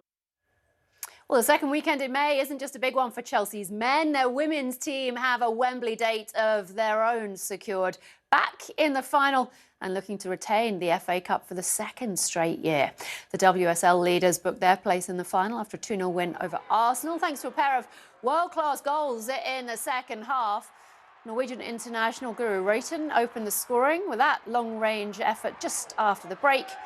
And then 11 minutes later, in front of a packed crowd, as you can see, Ji So-yun made sure. So a Wembley date against Manchester City awaits Emma Hayes' side, a repeat of this year's League Cup final. City won that one. Jordan Spieth's first victory of the season was very much a family affair, with a 3-time major winner admitting he took his wife Annie's advice after a Saturday to forget and made sure he, quotes, took 5 seconds as and when he needed it during his final round at the RBC Heritage to beat Patrick Cantlay on a dramatic playoff. It was a remarkable Sunday for the world number 20, who matched his best final round of the year with a 5-under par 66 to finish 72 holes level on 13 under with fellow American Cantlay. And then, after both found the bunker in the playoff, Spieth produced a moment of magic from the sand to claim his 13th PGA Tour victory. Perhaps more importantly, his first win as a dad after the birth of his son Sam in November. Look at this, his wife Annie absolutely delighted. Admittedly, Sam looks like he might need a little bit more time to get used to the winning habit.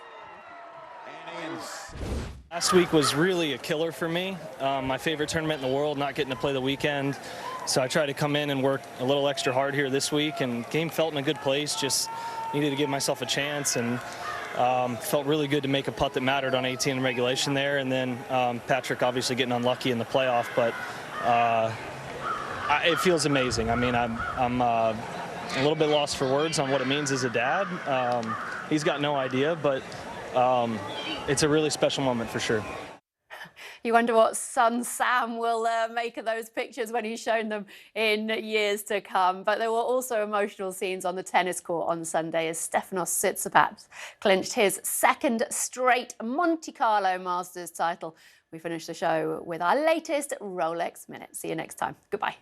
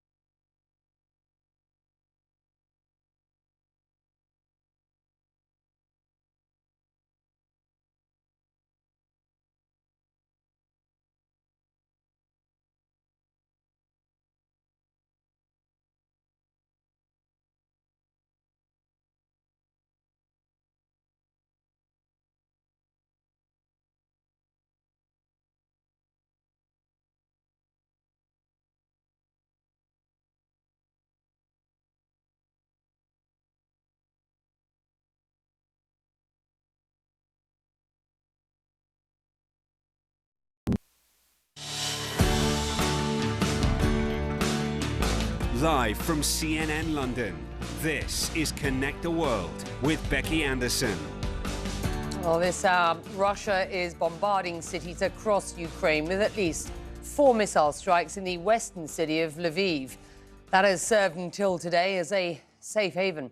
I'm Becky Anderson. Hello and welcome back to Connect the World. Hell on earth, those words coming from the Ukrainian Marine commander in Mariupol in a letter written directly to Pope Francis about what it is like to be in that southern port city now. An advisor to the Mariupol mayor describing what it is a day-long Russian bombardment of a giant steel plant. It's the last large base of operations for Ukrainian forces in the besieged city. The commander who wrote the letter to the Pope saying women and children and babies now living in bunkers in the plant, with the injured dying every day because they are without medicine, food or water. He says the time has now come when praying is not enough. All scenes of death and destruction in Mariupol after Russia's Sunday deadline for Ukraine to surrender the city passed. This video coming to us from France 2. CNN is not in Mariupol. Russia spreading out attacks across Ukraine today. The Lviv regional military governor, as I said, reporting at least 7 people killed in that western city in multiple missile strikes. He says all the targets hit were non-military, including a tyre repair shop. Attacks also intensifying across eastern Ukraine. These pictures from Agence France Presse showing the aftermath of strikes in Kharkiv. Russia also hitting villages not previously targeted in the Zaporizhzhia region, which borders Donetsk, and another city that Russia has targeted, Dnipro, in east-central Ukraine. The region's military governor saying 2 missiles hit that city on Monday. CNN's Clarissa Ward is there and she joins us now. And Russia intensifying its shelling then across the countries in cities like Crimea, in Kharkiv and Dnipro, where you are. What do we know at this point? Well, President Volodymyr Zelensky had said that this Russian offensive in the east would begin any day now. It's certainly not looking the way many had anticipated. If anything, things seem to be stalling quite quickly. We are seeing, as you mentioned, an intensification of shelling, particularly in the Donbass region, in those frontline towns, one of which we just visited the other day, Avdiivka, where we saw and heard a steady stream of bombardment throughout the day, but they haven't yet been able to push into any major towns. There were reports earlier from Luhansk military authorities that they had moved into Crimea, which is one of those frontline towns, that there was heavy street-to-street fighting. But in other areas near the town of Izium, Ukrainian forces reporting that they had actually managed to take back some villages. There has been heavy bombardment once again in Kharkiv. That has really been ongoing now for some time, with residential blocks being shelled day in, day out, multiple reports of civilian casualties. Here in Dnipro, the situation is relatively calm. There were those 2 strikes that you mentioned that took place overnight, those reportedly targeting some kind of infrastructure installation on the outskirts of the town. But you can probably see behind me, life is going about relatively normally here in this city of nearly 1 million people. And that's important, Becky, because this is the place where many of those who are being evacuated from areas like the Donbass region are being taken to. It's considered a place of relative safety, Becky. As these pockets, these incidents continue of assault, Orthodox Palm Sunday being observed, that as the war rages on, and you've spoken to people who have been celebrating that event. What have they been telling you? We traveled to the town of Slavyansk, which was the site of a pitched battle between Ukrainian forces and Russian-backed separatists some 8 years ago. And these people have lived under the shadow of war for some 8 years now. But what they're seeing coming towards them and dreading in terms of this renewed offensive in the east that Russia is poised to launch, or perhaps has already begun to launch, and it's just not going exactly according to plan, is really creating a very distressing and difficult situation for people as they try to work out what to do, where to go, and how to get out. At the Alexander Nevsky Cathedral in Slavyansk, an ardent prayer from worshippers under the shadow of Russia's war. We ask for your mercy, Lord. Please hear us. They have gathered here for Orthodox Palm Sunday, carrying willows instead of palms per the Orthodox tradition. It's supposed to be a celebration of Jesus' return to Jerusalem, but there is little joy in this congregation. Ukrainian officials say this city will be a decisive battleground in Russia's imminent offensive in the Donbass region. The streets are getting emptier as the fighting gets closer. Those still here are being urged to leave. The air raid siren is an unrelenting wail. You can't hear it because the sirens are so loud, but we've heard a steady stream of booms coming from that way in the distance. But as you can see, people here are just used to it. The children continue to play. The adults try to stay strong. This group is awaiting an evacuation bus to the safety of Western Ukraine. Raisa tells us she's taking her grandchildren to Lviv. Their mother died 3 years ago. You hear what's happening here, she says. My husband's still at home. His health isn't good enough to make the journey. Her granddaughter offers some support. Oh, Grandma, she says, I love you. Anna Stepanovna is full of anguish that the international community has failed to rein in Putin. When they show the children killed, I can't. I cry, she says. Why can't they stop this one idiot? If they will send me, I will shoot him. 7 weeks into this ugly war, there is no end in sight. Pavel is saying goodbye to his wife, Olga. She doesn't want to let go of him. Scenes of separation that have become all too familiar. Everything will be okay, the organizer tells her. Comforting words that mask a grim reality. Now, authorities in Slavyansk are telling people that they really need to leave this town, but a lot of residents like Pavel, who you just saw there at the end, are afraid to go, partly because they worry about what will happen to their homes if they do leave. They've seen the scenes that were left behind after Russian forces finally were forced to retreat from their failed northern offensive. They've seen how homes were looted, how everything was robbed. And these are people who do not have a lot of money. They do not have a lot of options. They are desperately hoping to try to protect what they can, however they can. And so many more, Becky, even who do want to leave, who simply don't have the resources or the means to get out. And I would say it's worth underscoring that the logistics and infrastructure in the East is just not at the same level that we saw, for example, in the suburbs of Kiev, when areas like Bucha and Borodyanka and Irpin were being pummeled and people were being moved quickly out of those areas to secure places where they could seek refuge.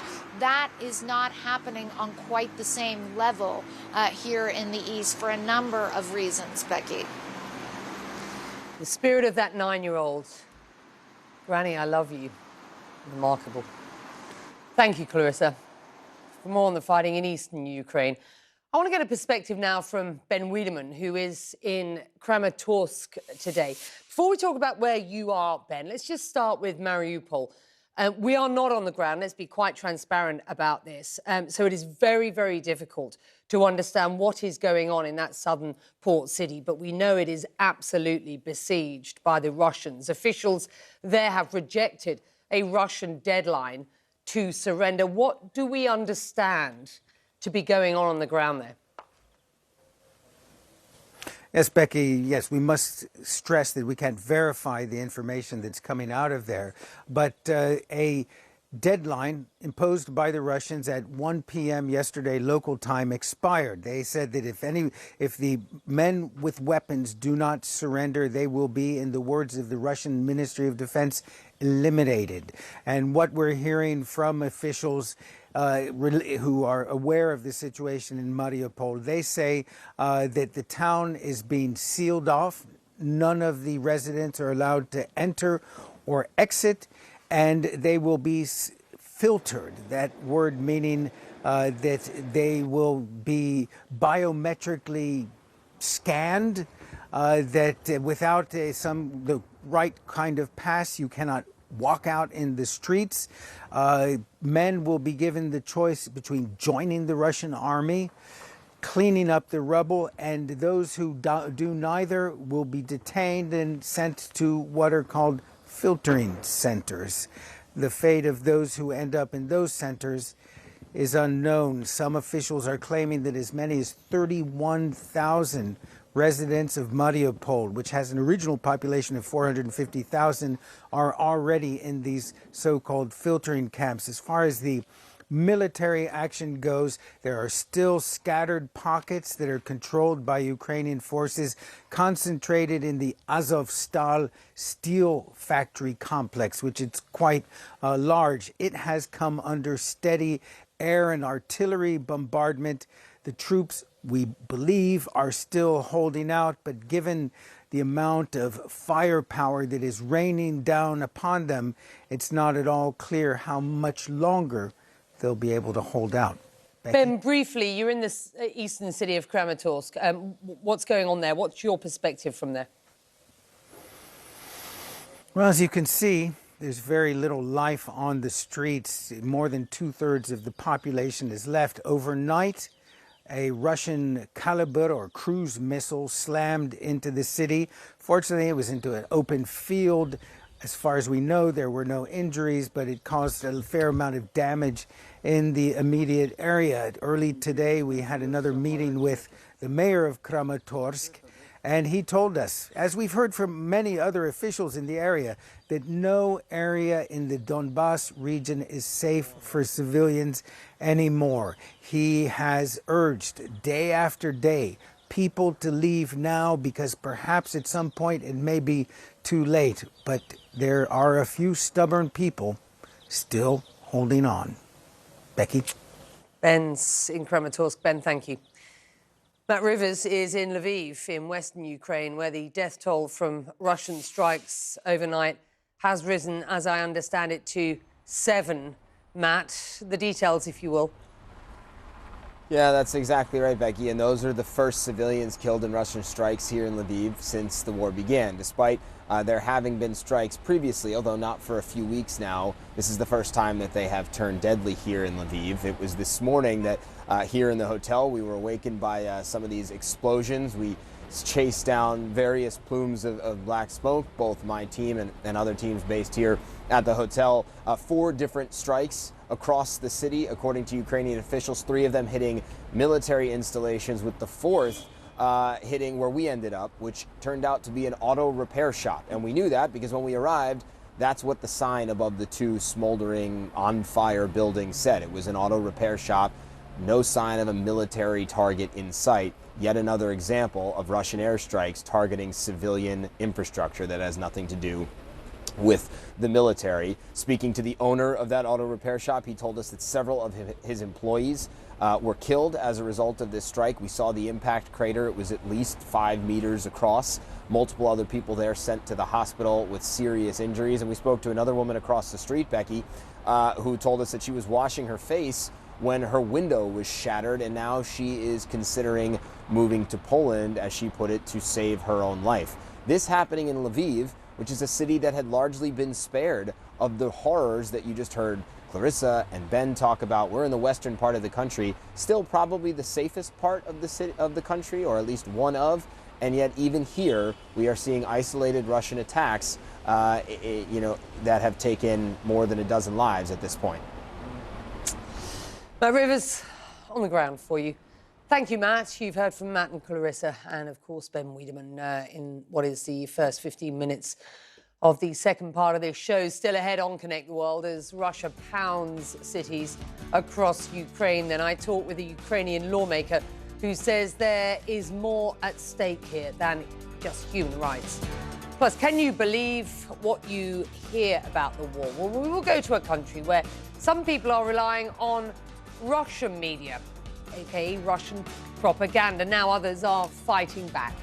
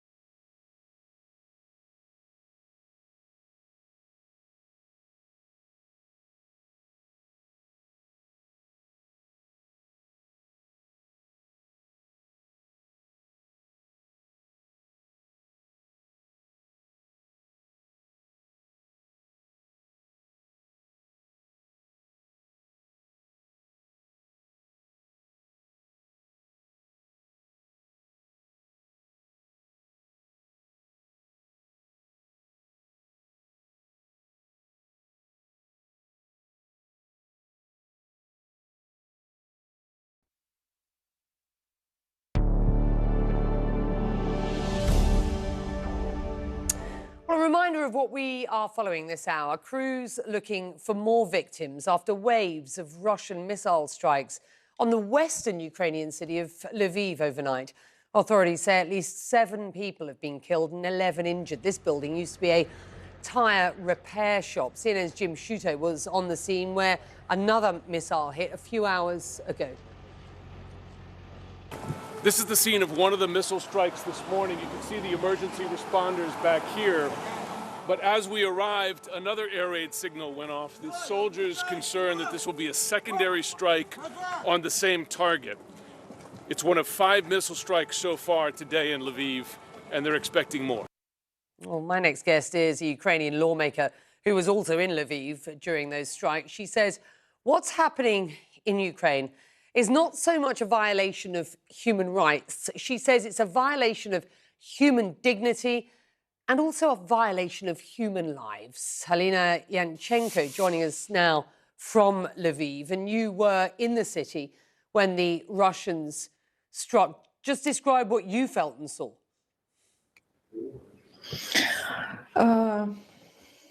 It's actually difficult to describe after what happened in a railway station in Kramatorsk, Donetsk region, just 2 weeks ago, when a number of people were killed by Russian missile and it was a missile of massive destruction. So it was stuffed with like additional stuff to kill as many people as possible.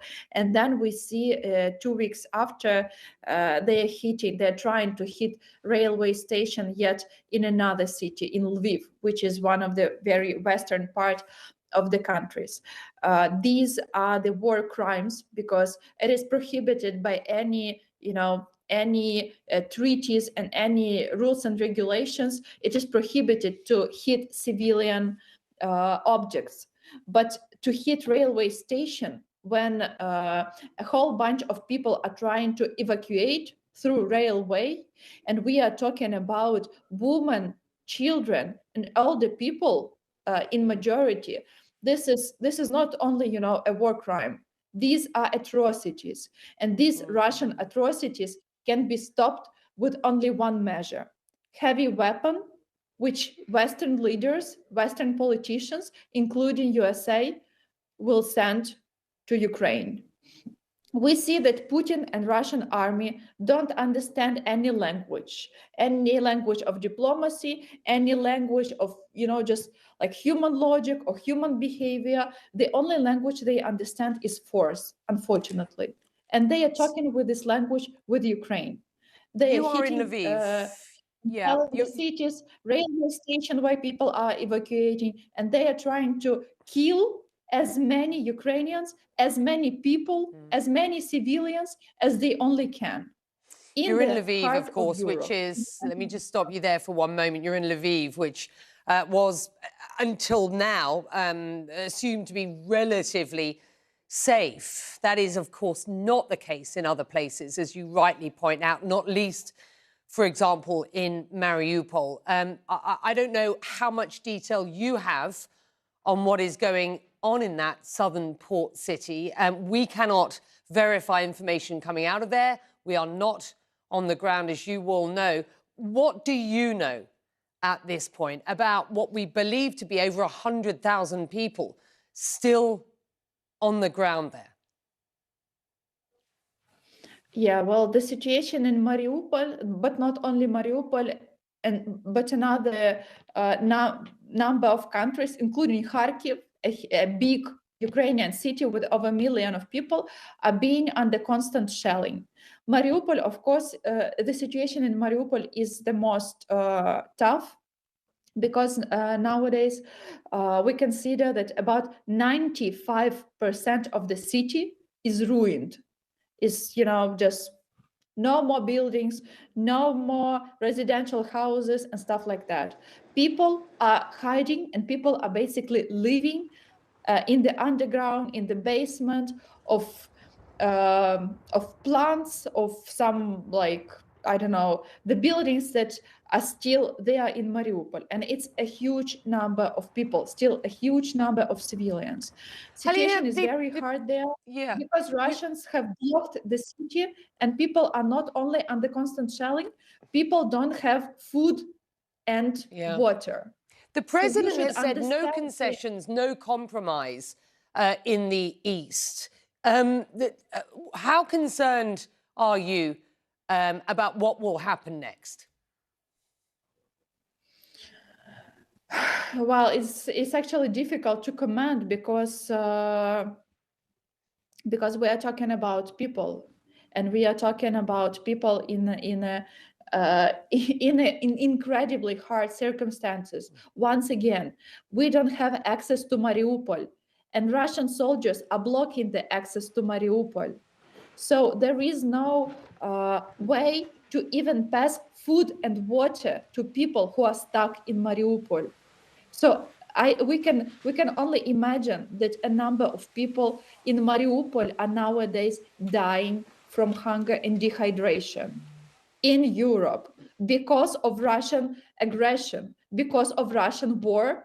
People, civilians, again, women, children, elder people who have nothing to do with, military stuff, with war, they are dying from hunger and dehydration.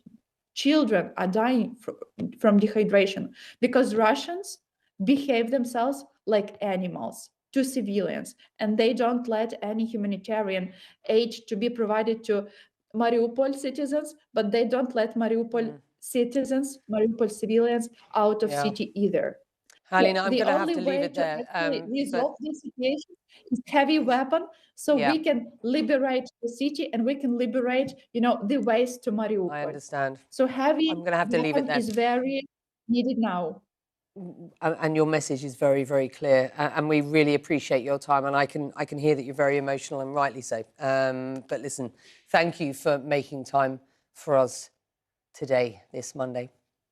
Well, as Russia prepares to intensify its attack on Ukraine's east, it is also intensifying its propaganda campaign, and it's not just inside Russia. CNN's Scott McLean tells us the Kremlin is finding a receptive audience across the border in Estonia. In eastern Estonia, the vast birch forests and open plains dotted with industry and concrete apartment blocks can feel a lot like Russia. Most people are ethnically Russian, many signs are in Russian, and Russia itself is just across the river. In the Estonian border town of Narva, more than 86% of the population speaks Russian. Even on this side of the river, native Russian speakers make up a substantial chunk of the Estonian population, one of the many lasting legacies of the Soviet era. Many older people don't speak Estonian well, and in the absence of a whole lot of Russian language media in Estonia, Russian state media has been left to fill the void, giving people a steady dose of Kremlin propaganda.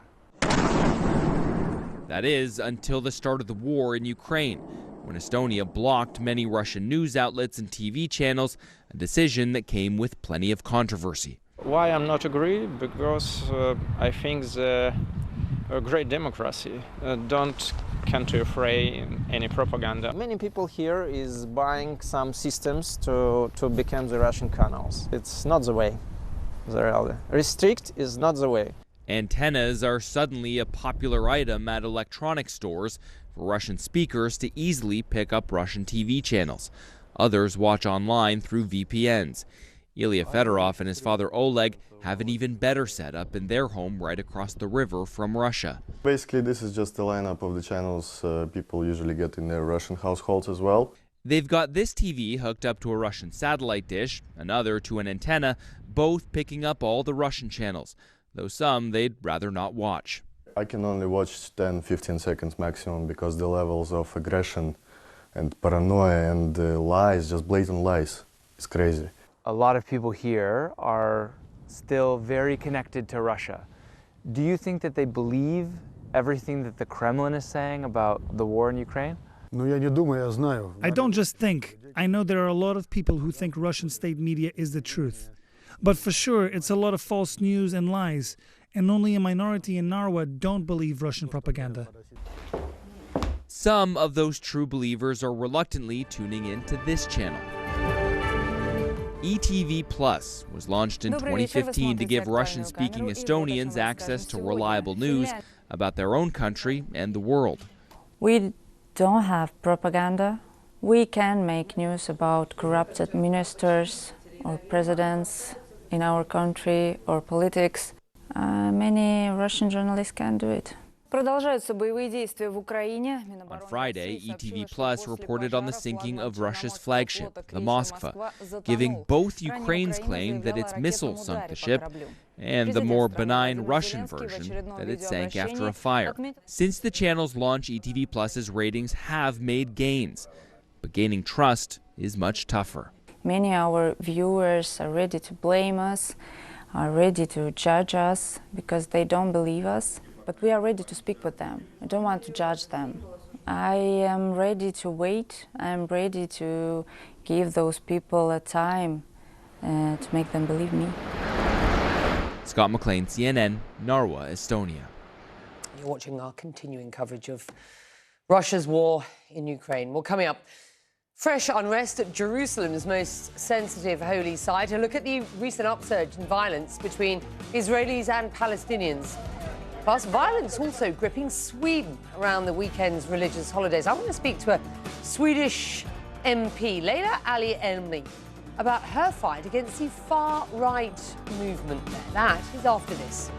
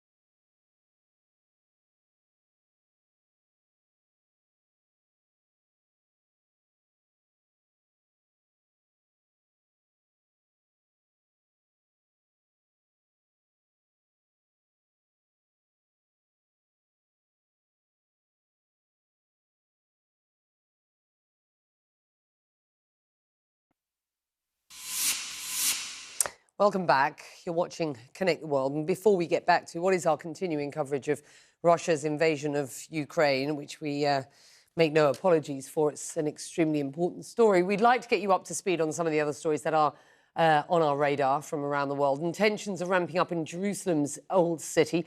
After a weekend meant for religious rituals, it was a special weekend for Jews, for Muslims and for Christians, a rare overlapping of religious holidays, marred, though, by new clashes between Israeli security forces and Palestinians. Now, this happened in and around Jerusalem's most sensitive holy site, the Al-Aqsa Mosque compound. Sunday's violence follows a fierce confrontation Friday at the site, part of a recent upsurge in violence. Well, CNN's Hannah Gold now with how this latest wave of unrest began.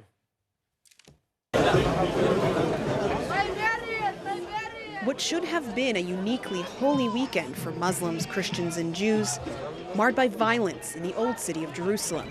It began Friday at dawn, clashes at the Al-Aqsa Mosque compound, known to Jews as the Temple Mount, holy to both religions. Israeli police entering the site using stun grenades, rubber bullets, and batons. In response, they said, to Palestinians throwing rocks and launching firecrackers. A mass of people fleeing the scene. More than 150 Palestinians and 3 Israeli officers injured in the worst unrest at the holy site in a year. Police later entering the mosque itself to make arrests, they said, to keep the calm and allow freedom of worship. Their presence seen as incredibly provocative and offensive by Muslims. As just a few hundred meters away, Christians gathered to mark the Western Good Friday, following the Stations of the Cross. The sounds of violence echoing in the background, as the faithful offered prayers at the Church of the Holy Sepulchre. At the Damascus Gate, one of the main gates used by Muslim worshippers to enter the Old City, police at one point blocking the way. The tensions and crowds growing. Before people were allowed through for lunchtime prayers and beyond, which passed off peacefully. But by Sunday morning, the brief calm had broken. 19 injured in fresh clashes at Al-Aqsa. As Israeli police entered the compound again, they said, to clear it of young Palestinians gathering stones, aiming to disturb visits of Jewish groups to the site on what was the second day of Passover. The violence seeping out. Public city buses often used by Jews to get to the holy sites, attacked with rocks. 7 people injured. A group of Jewish men attacked on their way to the Western Wall. Police saying they made several arrests in both cases. Israeli police officer hitting a man at the Aqsa compound as a young boy screams out in fear. Such videos adding to the already sky-high tensions in the days leading up to the violence in Jerusalem, as the Israeli military conducted what they said were counter-terrorism raids in the West Bank in response to a series of attacks in Israel that killed 14 people. 14 Palestinians killed this month in the West Bank, shot by Israeli soldiers, all of it piling on the pressure. By Sunday evening, the United Arab List Party, the first Arab party to fully enter the Israeli government, announced they were freezing their membership in the coalition to protest police violence at Al-Aqsa, deepening the political problems for the Israeli government that had already lost its razor-thin majority. As the city continues to simmer, far from settled. Hadass Gold, CNN, Jerusalem. Well, violence around the holy holidays, not limited to the Holy Land. Arab countries are condemning the burning of the Quran by a Danish far-right leader. Violent clashes erupted across southern Sweden over the weekend as counter-protesters took to the streets against what was an anti-Muslim rally. Well, Nada Bashir joins me now from London. Just lay out, if you will, what we understand to have happened over the weekend. Yeah, well, there's been a far-right Danish political group sort of going on tour in Sweden, taking part in rallies. It is the hardline political movement. They're led by a pretty far-right political figure, Rasmus Paludan. He has been well known to have a very anti-immigrant, Islamophobic stance. That is a central point of his party. They were holding rallies in Sweden. That is said to have triggered what we're seeing now, which was those violent riots, those counter-protests that broke out over the weekend. There was widespread shock, really. This political group taking part, as you mentioned, in burning the Quran. That is the holiest text in Islam. Now, this isn't the first time this group has done it. They have done it before. The political leader of the hardline group is well known for this sort of political stunt. He's often called for other countries to do the same in Europe. But what is important to note here is, of course, this is reflective of a wider trend of moving towards the far right in Europe. But also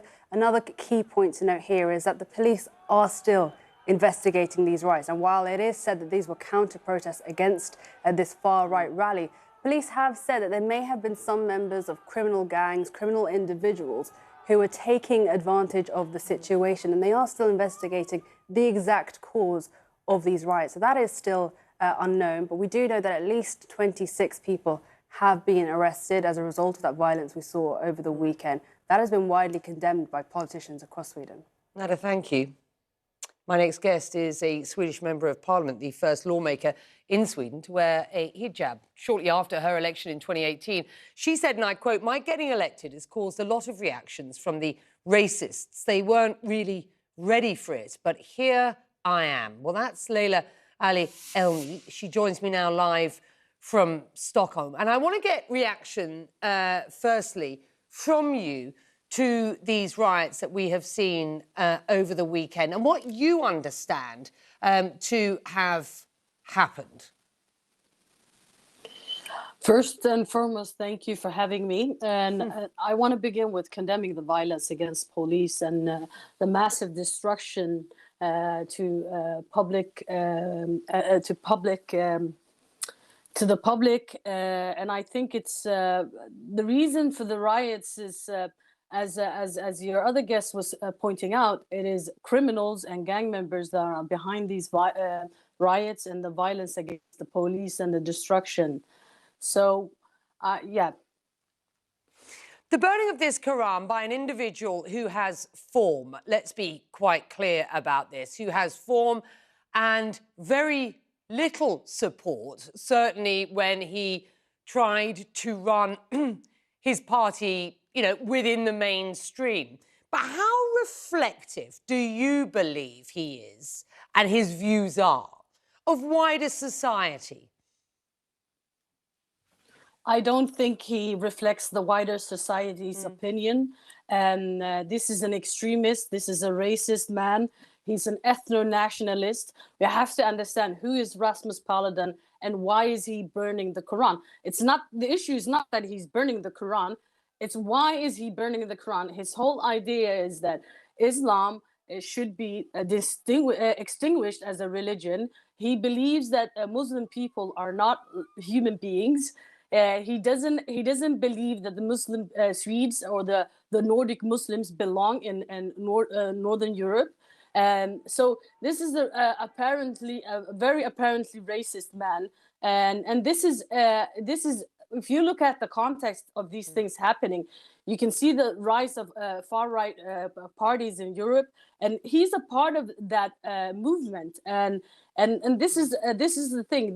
We have to look at the context and the Islamophobic context that these things are happening in, because Muslim people in Sweden face a lot of Islamophobia. We have Swedish Democrats, top leaders in the parliament, calling Islam a despicable religion. We have states in Sweden where they have forbidden the hijab in schools. So this is happening in a very Islamophobic context. But I also want to underline that this violence and the rioting is not condemned. It's not supported by the Muslim community here in Sweden. So these are actually gangbangers that already have anger towards the police, and they are using this situation to attack the police and use as a platform to use you said you're getting elected. You said you're getting elected. Sorry, I just want our viewers to hear your response to this. Caused a lot of reaction from racists in Sweden. I just want you to explain what sort of reaction you got, what kind of hurdles you faced, and the sort of challenges that you continue to face today. My election, I received a lot of hate, a lot of racism from the far right and the Nazi movement here in Sweden, and it's threats, hate, and all that. And for me, it's like, it's not only me. I'm a politician. This is something that most people in Sweden today actually do. People do feel this discrimination, the hate, and the polarization in this country growing, and it's not something I face as only as a politician. I think this is something a lot of immigrants and refugees in Sweden face. What do you believe government policy should be at present in order to try and lessen this sort of discriminatory, racist behaviour? I wonder what you believe the source of this move to the right is in Sweden, and this anti-immigrant sentiment, and what can be done? Because Sweden's typically been viewed as a sort of paragon of equality, very sort of accommodative of immigrants, of people from different places, creeds and colours. Sweden it's a great country. There's a lot of good, and there's a lot of positive things, and absolutely, there's not only negative things happening in Sweden, but what we have to remember here is that we have to look at, because Rasmus Paludan is using freedom of speech, and he's using loopholes to bash and discriminate towards minorities in Sweden. So we have to actually look at, okay, what is allowing this to happen, and look how we can manage that, so people like Rasmus Paludan and extremist people do not use freedom of speech to propagate and to hate on and discriminate other people. So I don't have all the answers today, but I think it's really important to look over that. I'm going to need to take a very short break at this point. It's been a pleasure having you on. I'm sorry it is on a subject which is so... I'm just sorry that it's a subject that I wish we weren't talking about, but we are talking about it. It's important. And next time, I hope that we'll be talking about something a lot more positive. Thank you very much indeed for joining us. Well, up next, escape to enemy territory or die. The tough choice one Ukrainian family made to flee to Russia, and how they reunited with loved ones in Poland.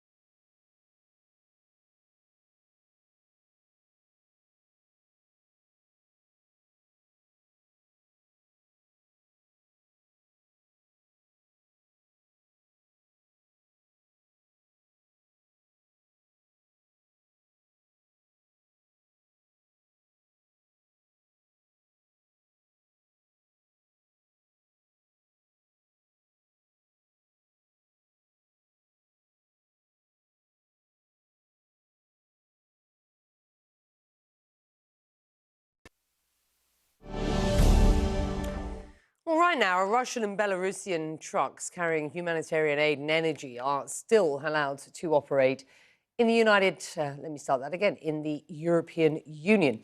They're exempt from the EU ban on Russian and Belarusian truckers, which set off a dash to the Polish border over the weekend. Trucks lined up on the road out of Poland and into Belarus, with some waiting for 8 hours on Sunday. Well, meantime, the Polish border guard says that on Friday and Saturday, more people crossed into Ukraine from Poland than those coming out of Ukraine. As Russia's invasion of that country intensifies, more than 4.5 million Ukrainians have left the country since the fighting began. But one family had a roundabout journey. CNN's Salma Abdelaziz covered the family's remarkable journey. She joins us live from Poland, near the border with Ukraine. And just explain, if you will. Absolutely, Becky. So there are thousands of Ukrainians right now living in towns and villages and cities that are Russian occupied, that are controlled by Putin's forces. And if these Ukrainians want to escape the daily bombardment, the airstrikes, the siege that they live under, if they are fortunate, and fortunate here is an extremely relative term, there's really only one way out, and that's towards Russia, towards the country that's encircling them. But once there, how do you get out of Russia? How do you get to safety? Do you end up stranded? We followed one Ukrainian-American woman as she tried to get her family here to Poland. Take a look.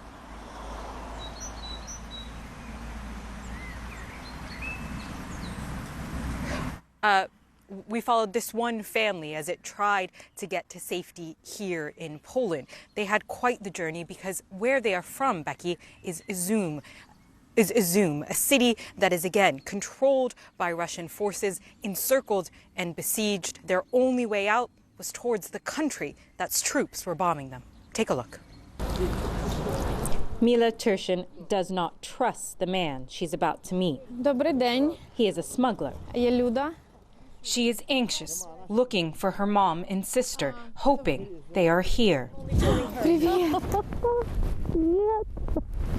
Привет. Так, стоп. Де мама? It's Vida, her sister. Brief joy. But there's no time to hug her mom. Да. The smuggler wants to be paid now. Раз, два, три. $500 for the pair.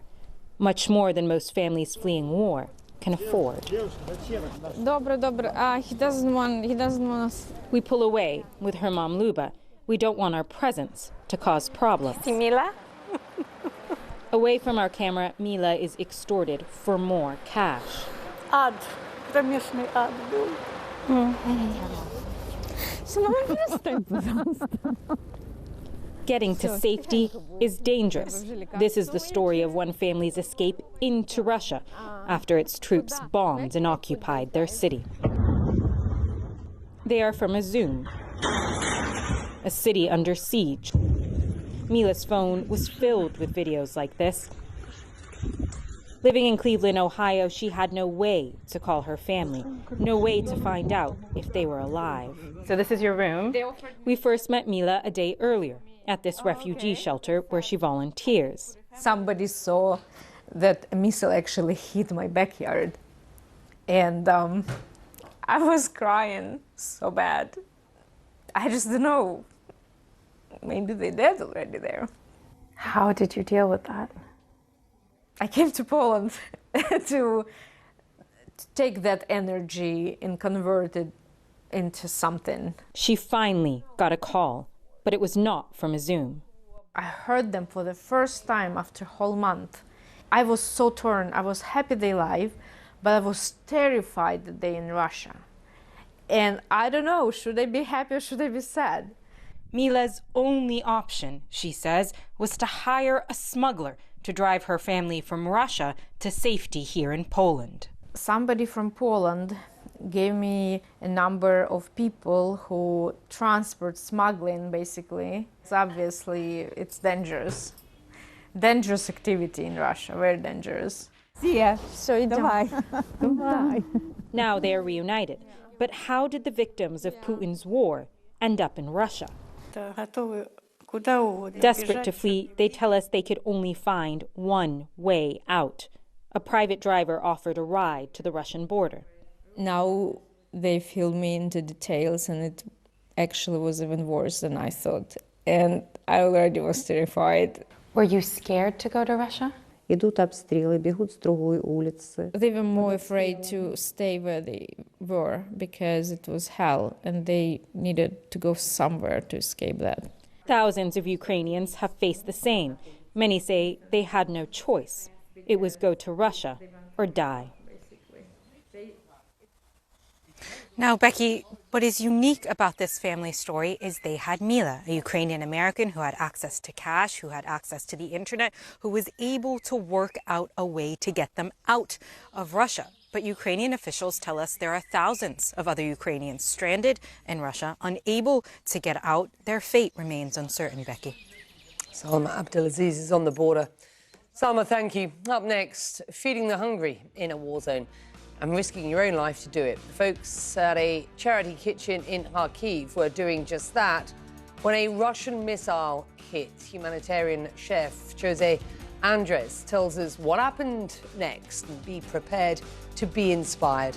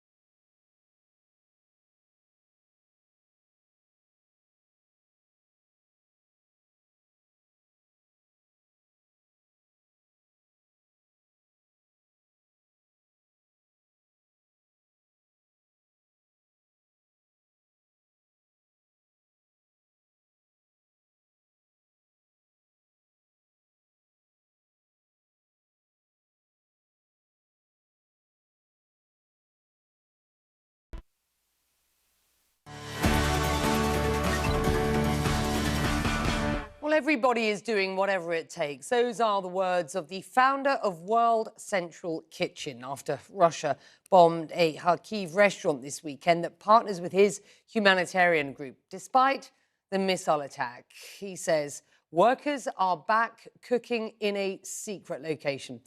It's important to point out the World Central Kitchen says it's been serving about 250,000 meals a day since the invasion began, and it is not letting this attack stop them. Well, my colleague John Vaughan's interviewed Jose Andres a little earlier. Here's what he had to say. The good report is that the 4 members of the restaurant that was badly damaged by the missile strike in Kharkov, next to Kharkiv, they are all fine. They're in good spirits. The injuries were taken care of, and they are almost joking that they want to go back to cooking. The good news is that yesterday, all the team, with the help of Nate Moog, the CEO of World Central Kitchen, who is himself in Kharkiv, they moved all the equipment that was saved to a new location, and they're going to be cooking today and tomorrow. This is the spirit that you have here in Ukraine. Everybody is hands-on. Everybody is doing whatever it takes to do something to what they say is to win this war. Inspirational stuff, folks. Thank you for joining us this Monday. I'll be back with the team, same place, same time tomorrow. CNN continues after this.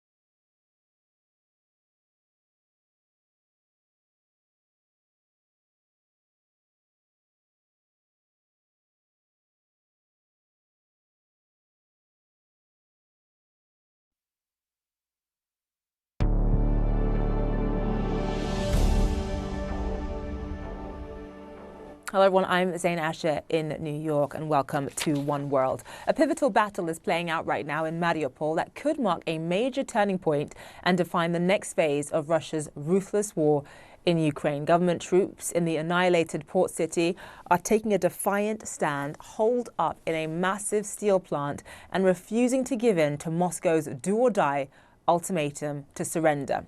If Mariupol falls, it would free up Kremlin forces to concentrate on the Donbass, where one local official says the offensive has already begun. Heavy street fighting is underway in the eastern Luhansk region, and Ukraine says the occupiers have already taken control of Kreminna, a city right on the front line. Meantime, in a sign that Moscow may be expanding the war, Russian missiles and rockets are slamming into cities throughout the country, including Lviv, which up until now has largely been spared. At least 7 people were killed. Ukraine says that Russia has completed regrouping troops for its offensive in the east. CNN's Ben Wiedemann joins us live now from Kramatorsk. So let's start with Kreminna. Ben, what happens to civilians right now who are still trapped in that city? The real answer is we do not know. Even before the city fell to the Russians, or rather the town fell to the Russians at 5 a.m. local time, officials there said it was impossible to evacuate them. There is one report that one private vehicle tried to get out of the city. It came under fire from Russian forces. 4 people were killed, 1 woman injured. The last we heard is she's still critically injured in that car, but an ambulance cannot reach her. But what is playing out there is playing out really along the entire eastern front here in the Donbass region. Many of the towns along the area that Russia controls, or just outside of it, are coming under fire from mortar, artillery, and rockets as well. And this seems to be going on quite intensely. Here in Kramatorsk overnight, a cruise missile hit an area of the town. Fortunately, it fell in a field. Nobody was hurt, but it did cause damage around. But this intensification of bombardment, which we hear in the distance in this city, is certainly changing the atmosphere quite dramatically. Until now, we've been here 10 days, I think. There's a certain tempo, very low tempo of normal life, but it seems that even that is starting to change as a result of the uptick in the Russian bombardment in the areas around this city. Zain? And let's talk about Mariupol, because that city is still standing technically just about. You have a lot of Ukrainian soldiers right now who are refusing to surrender, refusing to give up their arms, Ben. Yes, there are a few pockets of Ukrainian resistance still there, really focused on the Azovstal steel complex, which is quite large, but that has been coming under steady bombardment by Russian forces. Now, we understand that the Russians have, according to officials, have basically sealed off the city, not letting anybody leave or enter. Males in the city have been given sort of an ultimatum. Either you join the Russian army, or you help to clear up the rubble, or you will be detained and perhaps sent to one of these filtration camps. So one city official has already said that as many as 31,000 people out of original population of 450,000 are already in these very dark filtration camps. Zain? All right, Ben Wiedemann, live for us there. Thank you so much. And after a humiliating start to the war it initiated, Russia is hoping to reverse its fortunes on the battlefield. And the eastern city of Sloviansk is now very much in Moscow's crosshairs. CNN's Clarissa Ward traveled to the Ukrainian-held town, where residents are praying for peace but bracing for violence. At the Alexander Nevsky Cathedral in Slovyansk, an ardent prayer from worshippers under the shadow of Russia's war. We ask for your mercy, Lord. Please hear us. They have gathered here for Orthodox Palm Sunday, carrying willows instead of palms per the Orthodox tradition. It's supposed to be a celebration of Jesus' return to Jerusalem. But there is little joy in this congregation. Ukrainian officials say this city will be a decisive battleground in Russia's imminent offensive in the Donbass region. The streets are getting emptier as the fighting gets closer. Those still here are being urged to leave. The air raid siren is an unrelenting wail. You can't hear it because the sirens are so loud, but we've heard a steady stream of booms coming from that way in the distance. But as you can see, people here are just used to it. The children continue to play. The adults try to stay strong. This group is awaiting an evacuation bus to the safety of Western Ukraine. Raisa tells us she's taking her grandchildren to Lviv. Their mother died 3 years ago. You hear what's happening here, she says. My husband's still at home. His health isn't good enough to make the journey. Her granddaughter offers some support. Oh, Grandma, she says, I love you. Anna Stepanovna is full of anguish that the international community has failed to rein in Putin. When they show the children killed, I can't. I cry, she says. Why can't they stop this one idiot? If they will send me, I will shoot him. 7 weeks into this ugly war, there is no end in sight. Pavel is saying goodbye to his wife, Olga.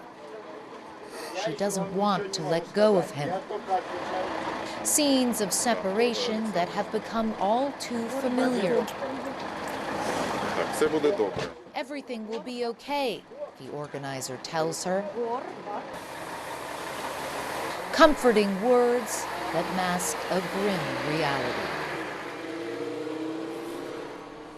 That was CNN's Clarissa Ward reporting from the Ukrainian-held town of Slovyansk in the eastern Donbass region. Right, nearly 5 million people who have fled Russia's war on Ukraine becoming refugees in neighboring countries, and recent arrivals are increasingly coming from eastern Ukraine as Russia steps up the intensity of its campaign there. CNN's Selma Aziz joins us live now from the Polish-Ukrainian border. So here's the thing, not all the people who are trying to escape Ukraine end up where they want to end up, Selma. You spoke to one family. Walk us through that. Absolutely. We spoke to one family that got here in a rather roundabout way, Zane. You heard my colleague Ben Wiedemann there earlier speaking about filtration camps, about people forcibly deported out of parts of eastern Ukraine. But there are also thousands of people who are fleeing, making their way out of eastern Ukraine into the country that's bombed and besieged them. For these families, they say it is the only way out. Either they find that route or it's death under Russian occupation. We followed one Ukrainian-American woman. She struggled to get her family here to Poland. Take a look. Mila Turshin does not trust the man she's about to meet. Добрий день. He is a smuggler. Я Люда. She is anxious, looking for her mom and sister, hoping they are here. Привет. Привет. Так, стоп. Де мама? It's Vida, her sister. Brief joy. But there's no time to hug her mom. Та. The smuggler wants to be paid now. Раз, два, три. $500 for the pair. Much more than most families fleeing war can afford. Добре, добре. He doesn't want us. We pull away with her mom Luba. We don't want our presence to cause problems. Mila? Away from our camera, Mila is extorted for more cash. Ад. Кромешный ад был.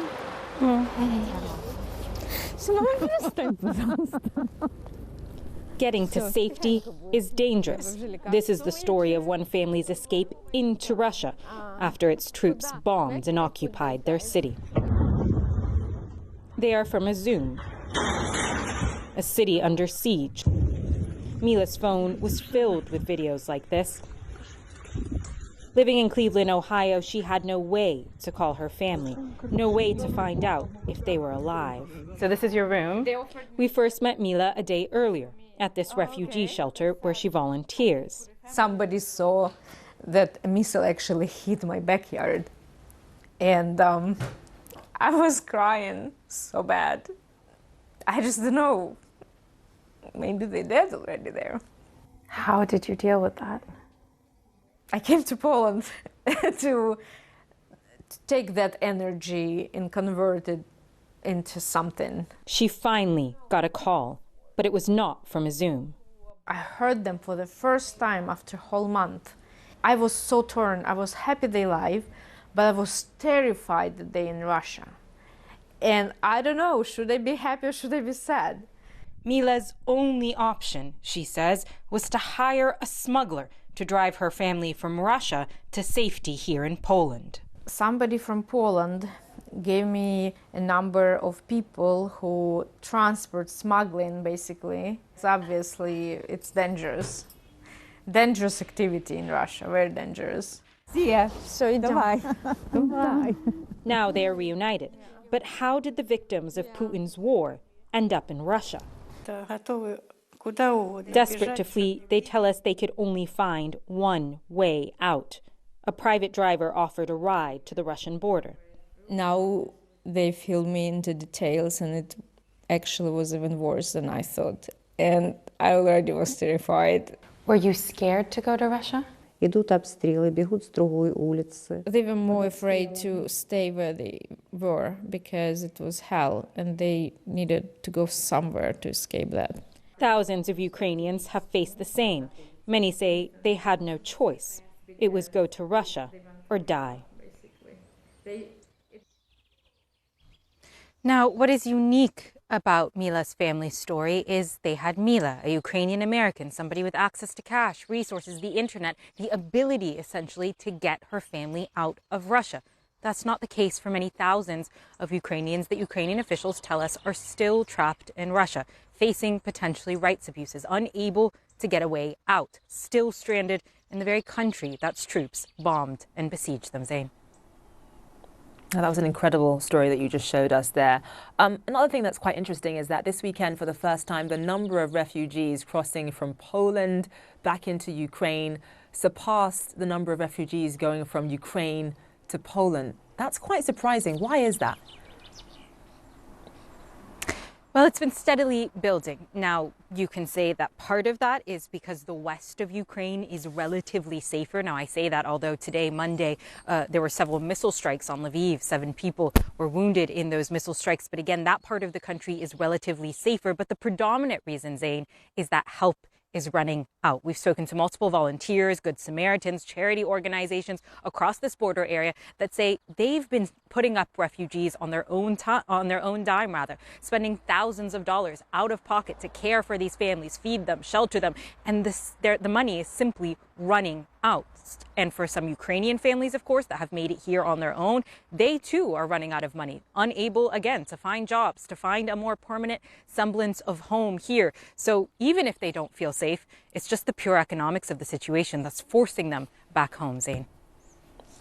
All right, Salma Abdelaziz, live for us there. Thank you so much. All right, still to come here on One World. Russia now controls the majority of Mariupol in eastern Ukraine. We'll get a look at the devastation inside this besieged port city coming up. Plus, Russia is ramping up its onslaught in the east, but President Zelensky says that his military is prepared. We'll speak to a CNN military analyst about the offensive there after the break.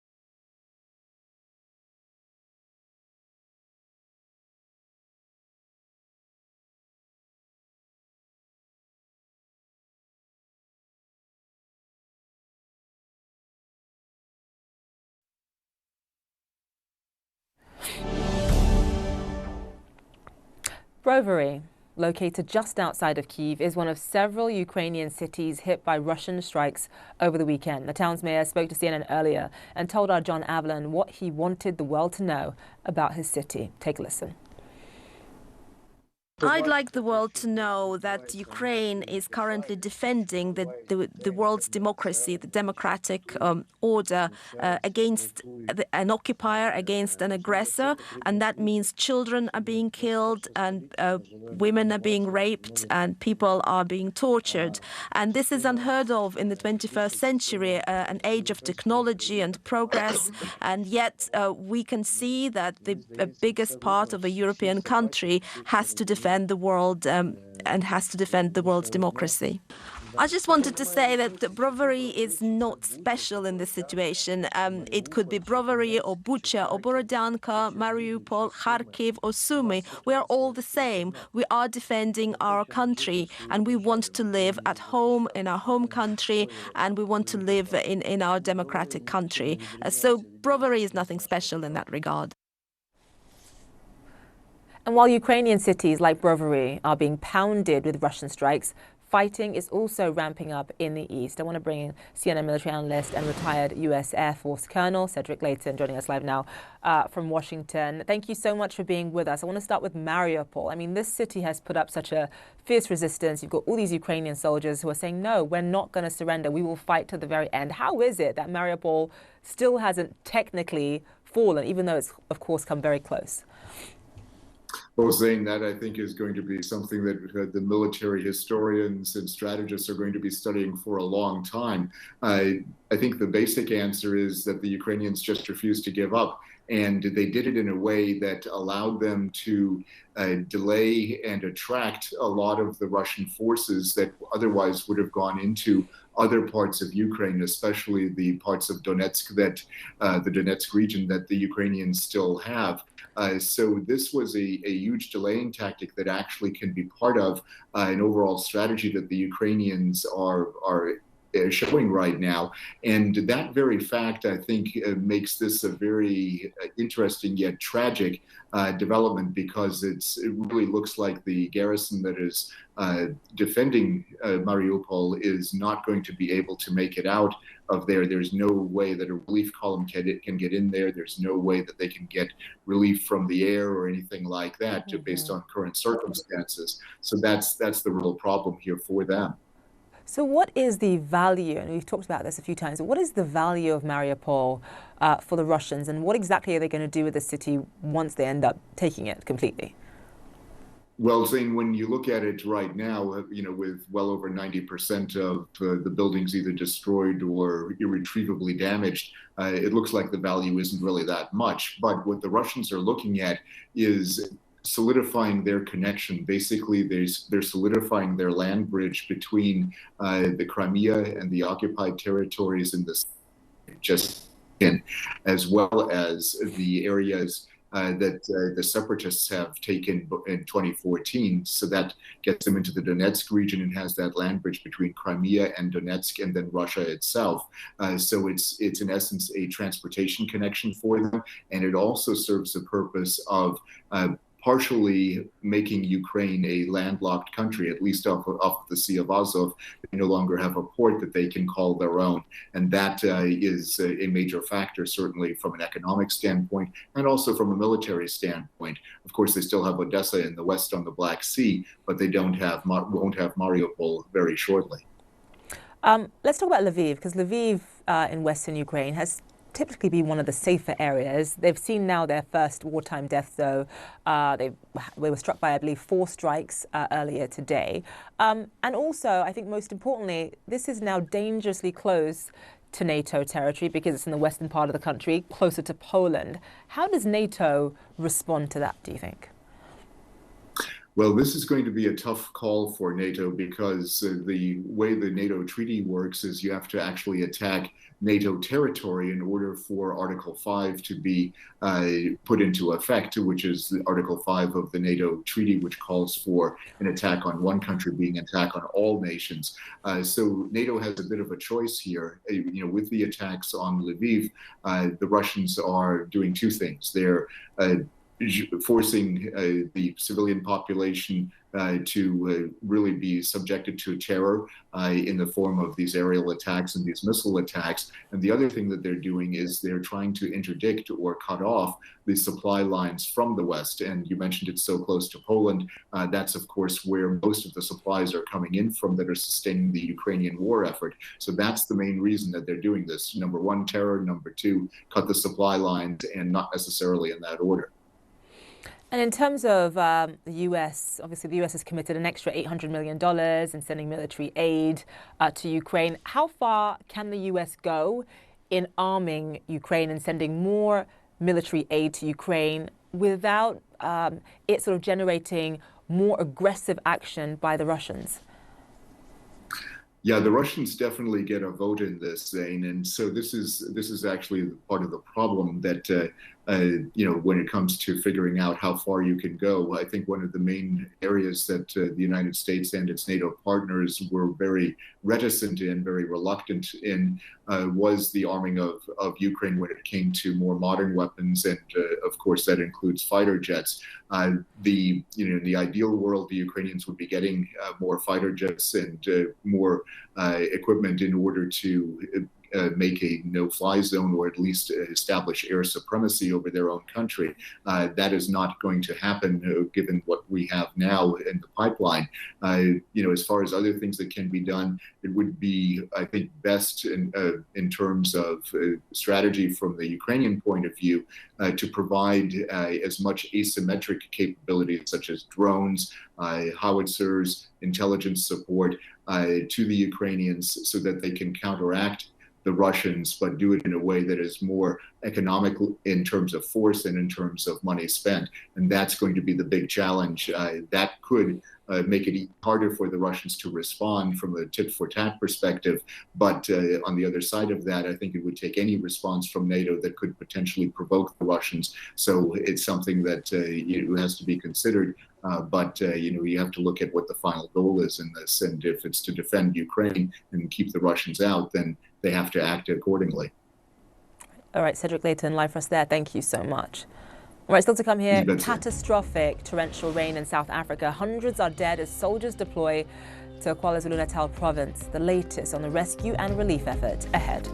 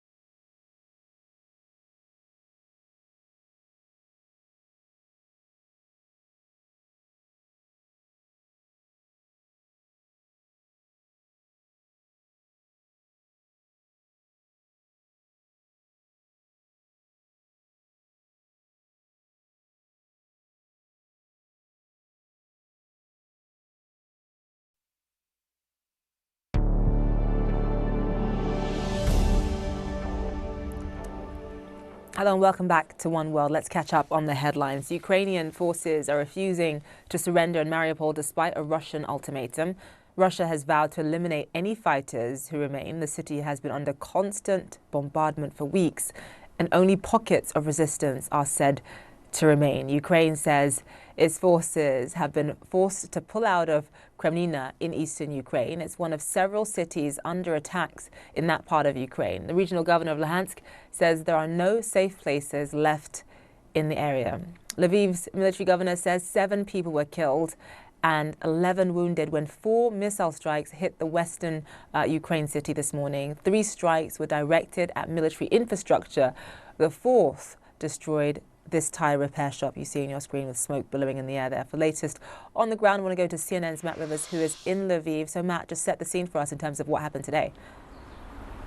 Yeah, well, we were surprised by explosions that rocked the city of Lviv earlier this morning, Monday morning here local time, with 4 different missile strikes hitting different parts of Lviv. According to officials here in this city, 3 of the 4 locations that were hit had some sort of military infrastructure on them, but the 4th was simply an auto repair shop. And I know that because my team and I went there. We saw the missile strike area ourselves. We saw the impact crater some 5 meters across, and we saw the 2 buildings that were completely destroyed and on fire when we arrived still. And we know it was an auto body repair shop because as soon as we arrived, we saw a sign on one of the buildings that was burning that said auto body shop. We spoke to the owner of one of those shops. He said multiple of his employees were killed, others were sent to the hospital, and he said he has no idea why he was targeted because he has nothing to do with the military, and it appears, Zane, this is just another example of Russia's military, either on purpose or by accident, targeting civilians here in Ukraine. And Matt, let's talk about Mariupol, because really words cannot describe the destruction we are witnessing in that city. Just set the scene for us in terms of what's happening on the ground there. A lot of people saying the city basically doesn't really exist anymore, and you have Ukrainian soldiers right now who are going to fight to the end, refusing to surrender to the Russians. Yeah, I mean, the big line over the weekend, Zane, was that the Russians laid down this ultimatum. By 1 p.m. on Sunday, all remaining resistance must lay down their arms, and the Ukrainians basically ignored that, continued to ignore that, and the siege in Mariupol that has gone on for weeks now continues. A Russian ultimatum to Mariupol's defenders: surrender by 1 p.m. Sunday. The Ukrainians did not listen. Our defenders continue to hold the defense, said an advisor to Mariupol's mayor in response. No, city still is not fallen. There is still our military forces, our soldiers, so they will fight till the end. And as for now, they still are in Mariupol. A main pocket of resistance centered here at the Azovstal steel plant. It's unclear how many fighters remain in the city, still difficult for CNN to gather verified information. A lack of internet service makes reliably contacting people in the city extremely hard. Still, what is coming out of the city shows that it is now almost completely occupied by Russian troops, keen to show off they're handing out rations to starving civilians. But the Ukrainian Parliament Human Rights Commissioner says such handouts are mere propaganda, amounting to no more than a loaf of bread and a bottle of water per day. It is the Russian military, remember, that has caused such suffering. Its weeks-long bombardment of Mariupol cutting off its population from food, water, and medical supplies. President Zelensky says the situation in Mariupol remains as severe as possible, just inhuman. This is what the Russian Federation deliberately did, and deliberately continues to destroy cities. Russia is deliberately trying to destroy everyone who is there in Mariupol. An estimated 100,000 people remain in and around Mariupol and need to be evacuated, but they remain trapped. On Sunday, not one humanitarian corridor was open, meaning getting large numbers of people out remained impossible. Russia's military goals are clear: dominate Mariupol and move on. Mariupol has to fall before they can move those forces back up to the rest of eastern Ukraine. And those Russian forces getting freed up to move does what? If you free up those forces, that means that they'll be able to more aggressively conquer Kharkiv, for example, which is where they're already launching shellings almost every single day. And also they'll be able to move more of those forces towards Odessa. But for now, Mariupol still has not fallen. Destruction from previous battles litter the city's landscape. And as Ukraine's remaining forces declined to surrender on Sunday, Russia with a chilling response. Its defense ministry saying in part, quote, "In case of further resistance, all of them will be eliminated."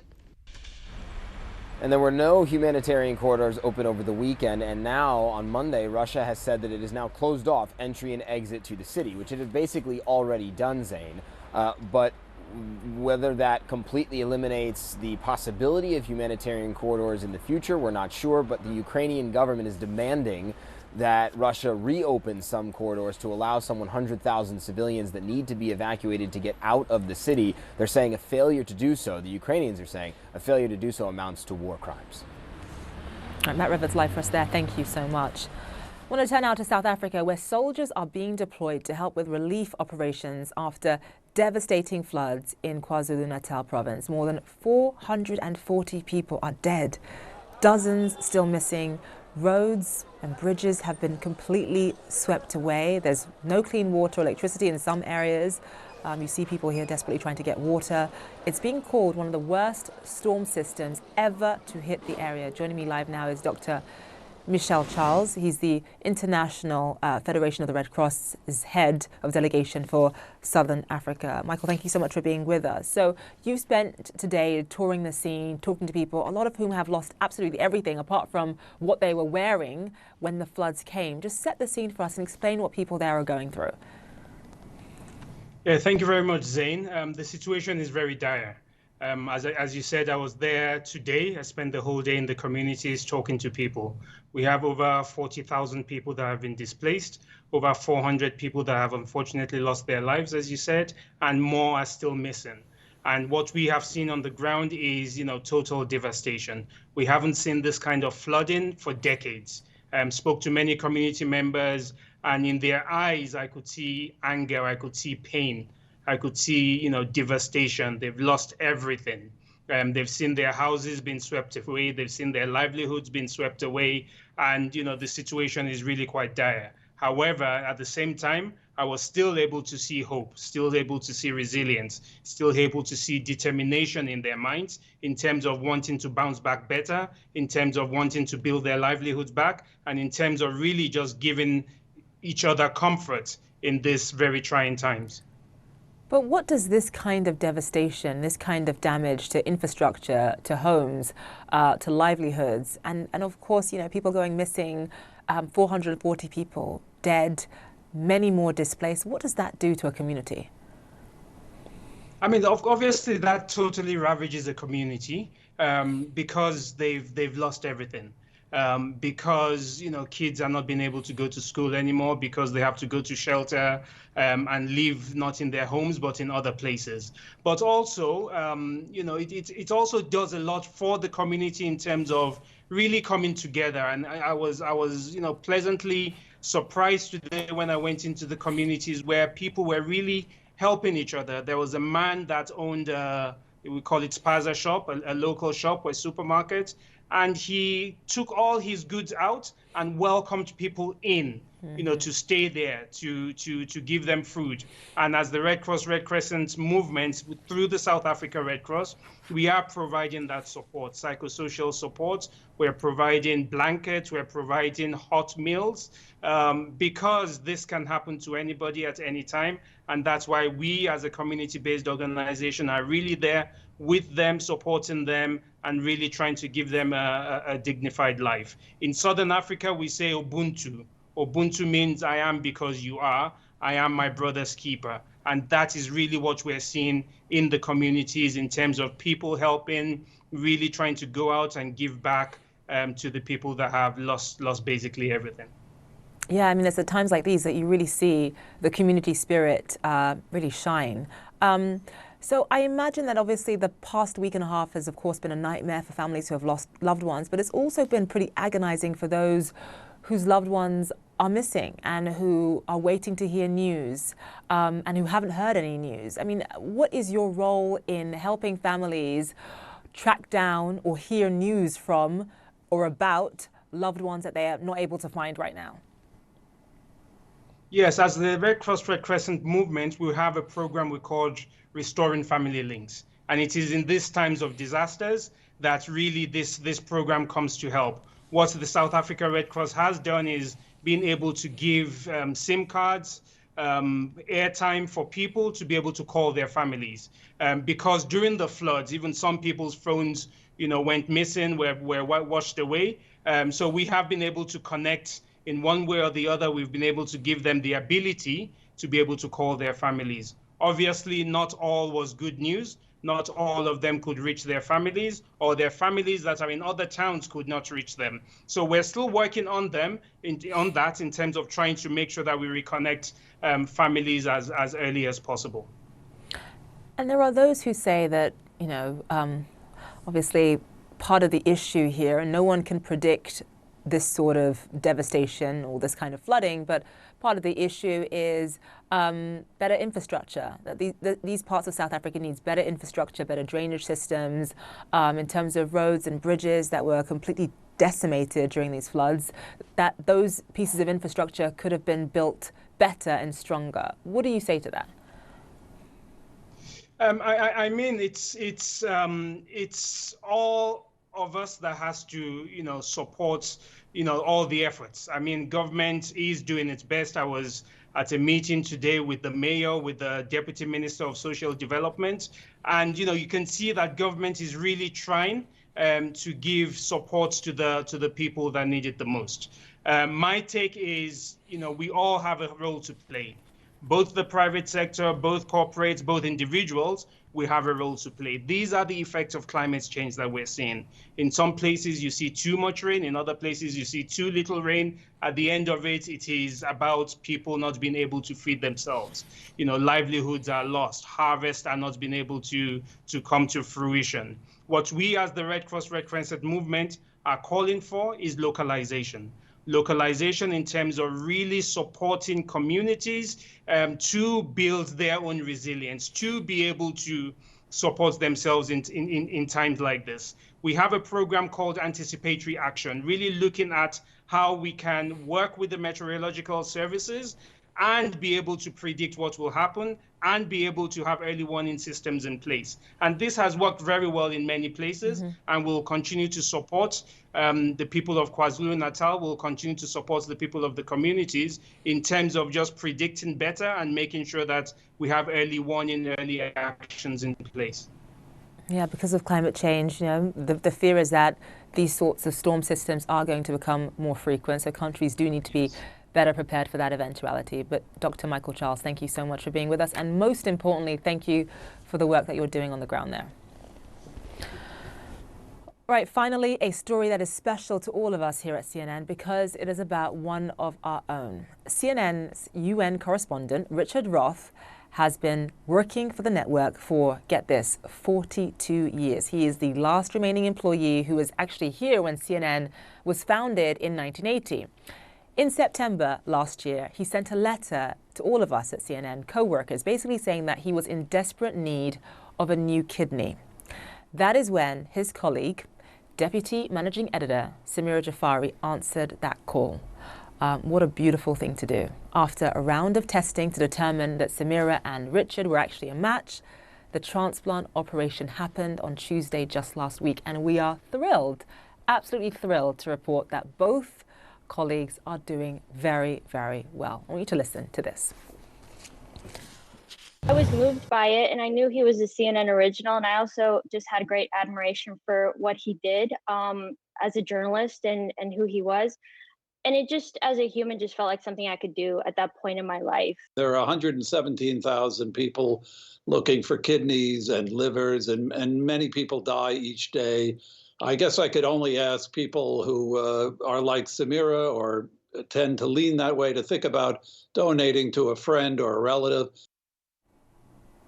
I mean, how do you even go about thanking someone for giving you another chance at life? Just a beautiful story there.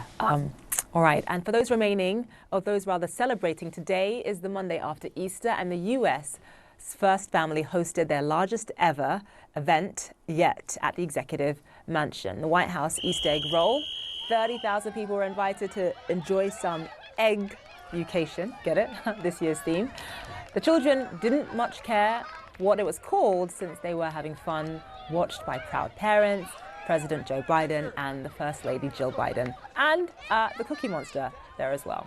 All right, thank you so much for watching One World. I'm Zain Asher. Connecting Africa is up next. You're watching CNN.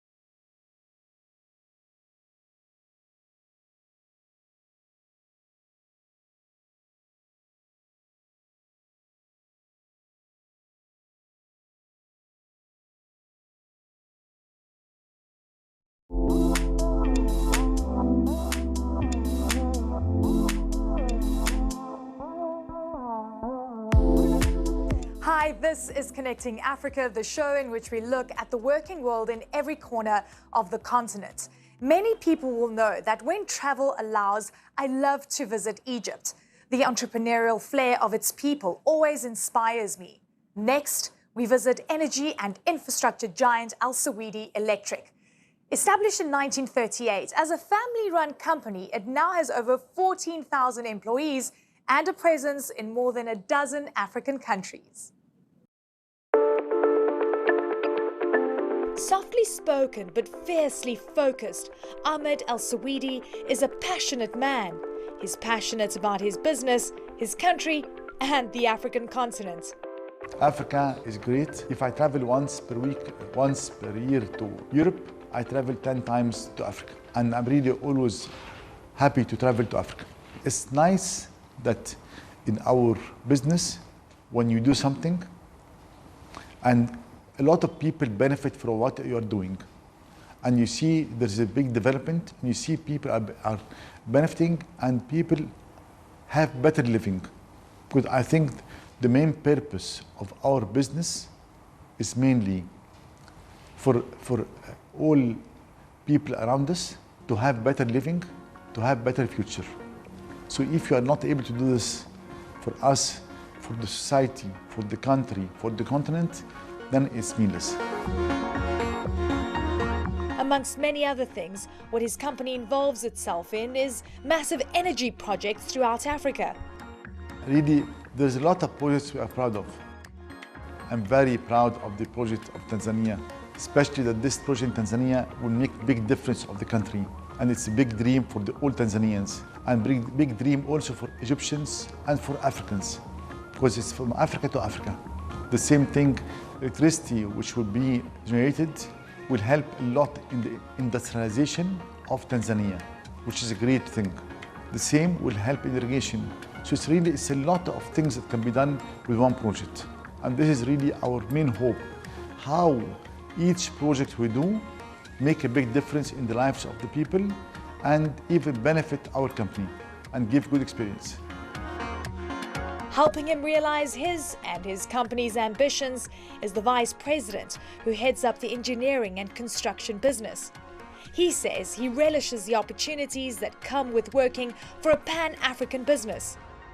Africa has been always underdeveloped, so the opportunities are tremendous. In every sector, you will find that there are lots of needs, and needs creates the business opportunities. Like his boss, he believes that a more connected continent will lead to a better Africa. We are close to each other in terms of culture, in terms of understanding values, and this is very important. Africa was always considered for its natural resources. So that's why the 90% of the business in Africa until very recent was extractive activities. Africa was the mine and the crude oil well for many other locations of the world. When you are part of this location, then you start have different perspectives to things. So you look at those resources as a tool, not as a goal. So unlike many companies that are doing business or countries that are involved in business in Africa, they have a goal to get those resources.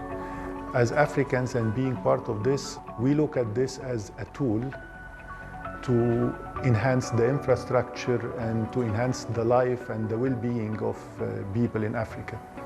100%. With more connected Africa, things will be much better, and people can travel from place to another and transferring technologies all around and helping each other. Of course, you can see what happened in the European Union, the same in a lot of other places. By connecting countries, it's really make a big difference in the living of people. A big company with big ideas for itself and the continent. See you after the break when we head to the vineyards of South Africa.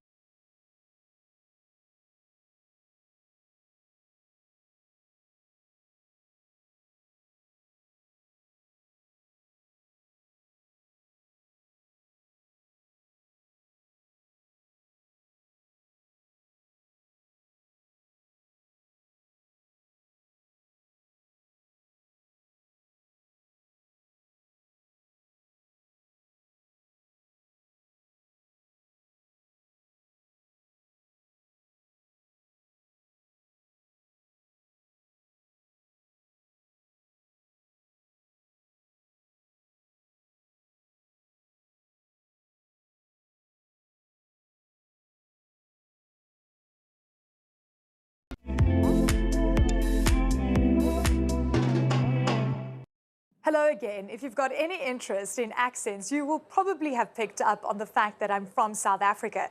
It's a beautiful country that is famous the world over for many things. Among them, the delicious wines produced from the country's climate and terrain. The wine industry in South Africa is well developed, growing rapidly since the country embraced democracy in 1994. Around 270,000 people are employed directly or indirectly within the industry. 319 million litres of wine were exported in 2020. While a lot of the wine ends up in Europe and the United States, African countries are also significant importers, with some playing a more important role than others. Now, between them, Angola, Ghana, Nigeria, and Mozambique consume more than 50% of the wine imported in Africa. Bot River in Western Cape is a beautiful part of the world. It's a place where Daphne Nettling has chosen to live and work. She is one of very few female black vineyard owners. I think Pardon Kloof has a big role to play in putting out the fact that black-owned farms and black-owned brands can produce quality. There's excellence in what we do, and I think that's important that people get to understand that, and that you need to not be from a certain background to produce excellence. She is still growing her brand, but believes in the future, and the rest of Africa could prove to be an excellent opportunity to export. We've got a small representation in Europe, Netherlands, Belgium and Germany, which is your high value market, but we're looking at local, growing the African continent, the business that you find on the African continent. There are people doing great work in already opening trade relations with all the African countries. There's many free trade agreements and also custom unions that helps with improving the intra-trade that exists on the continent.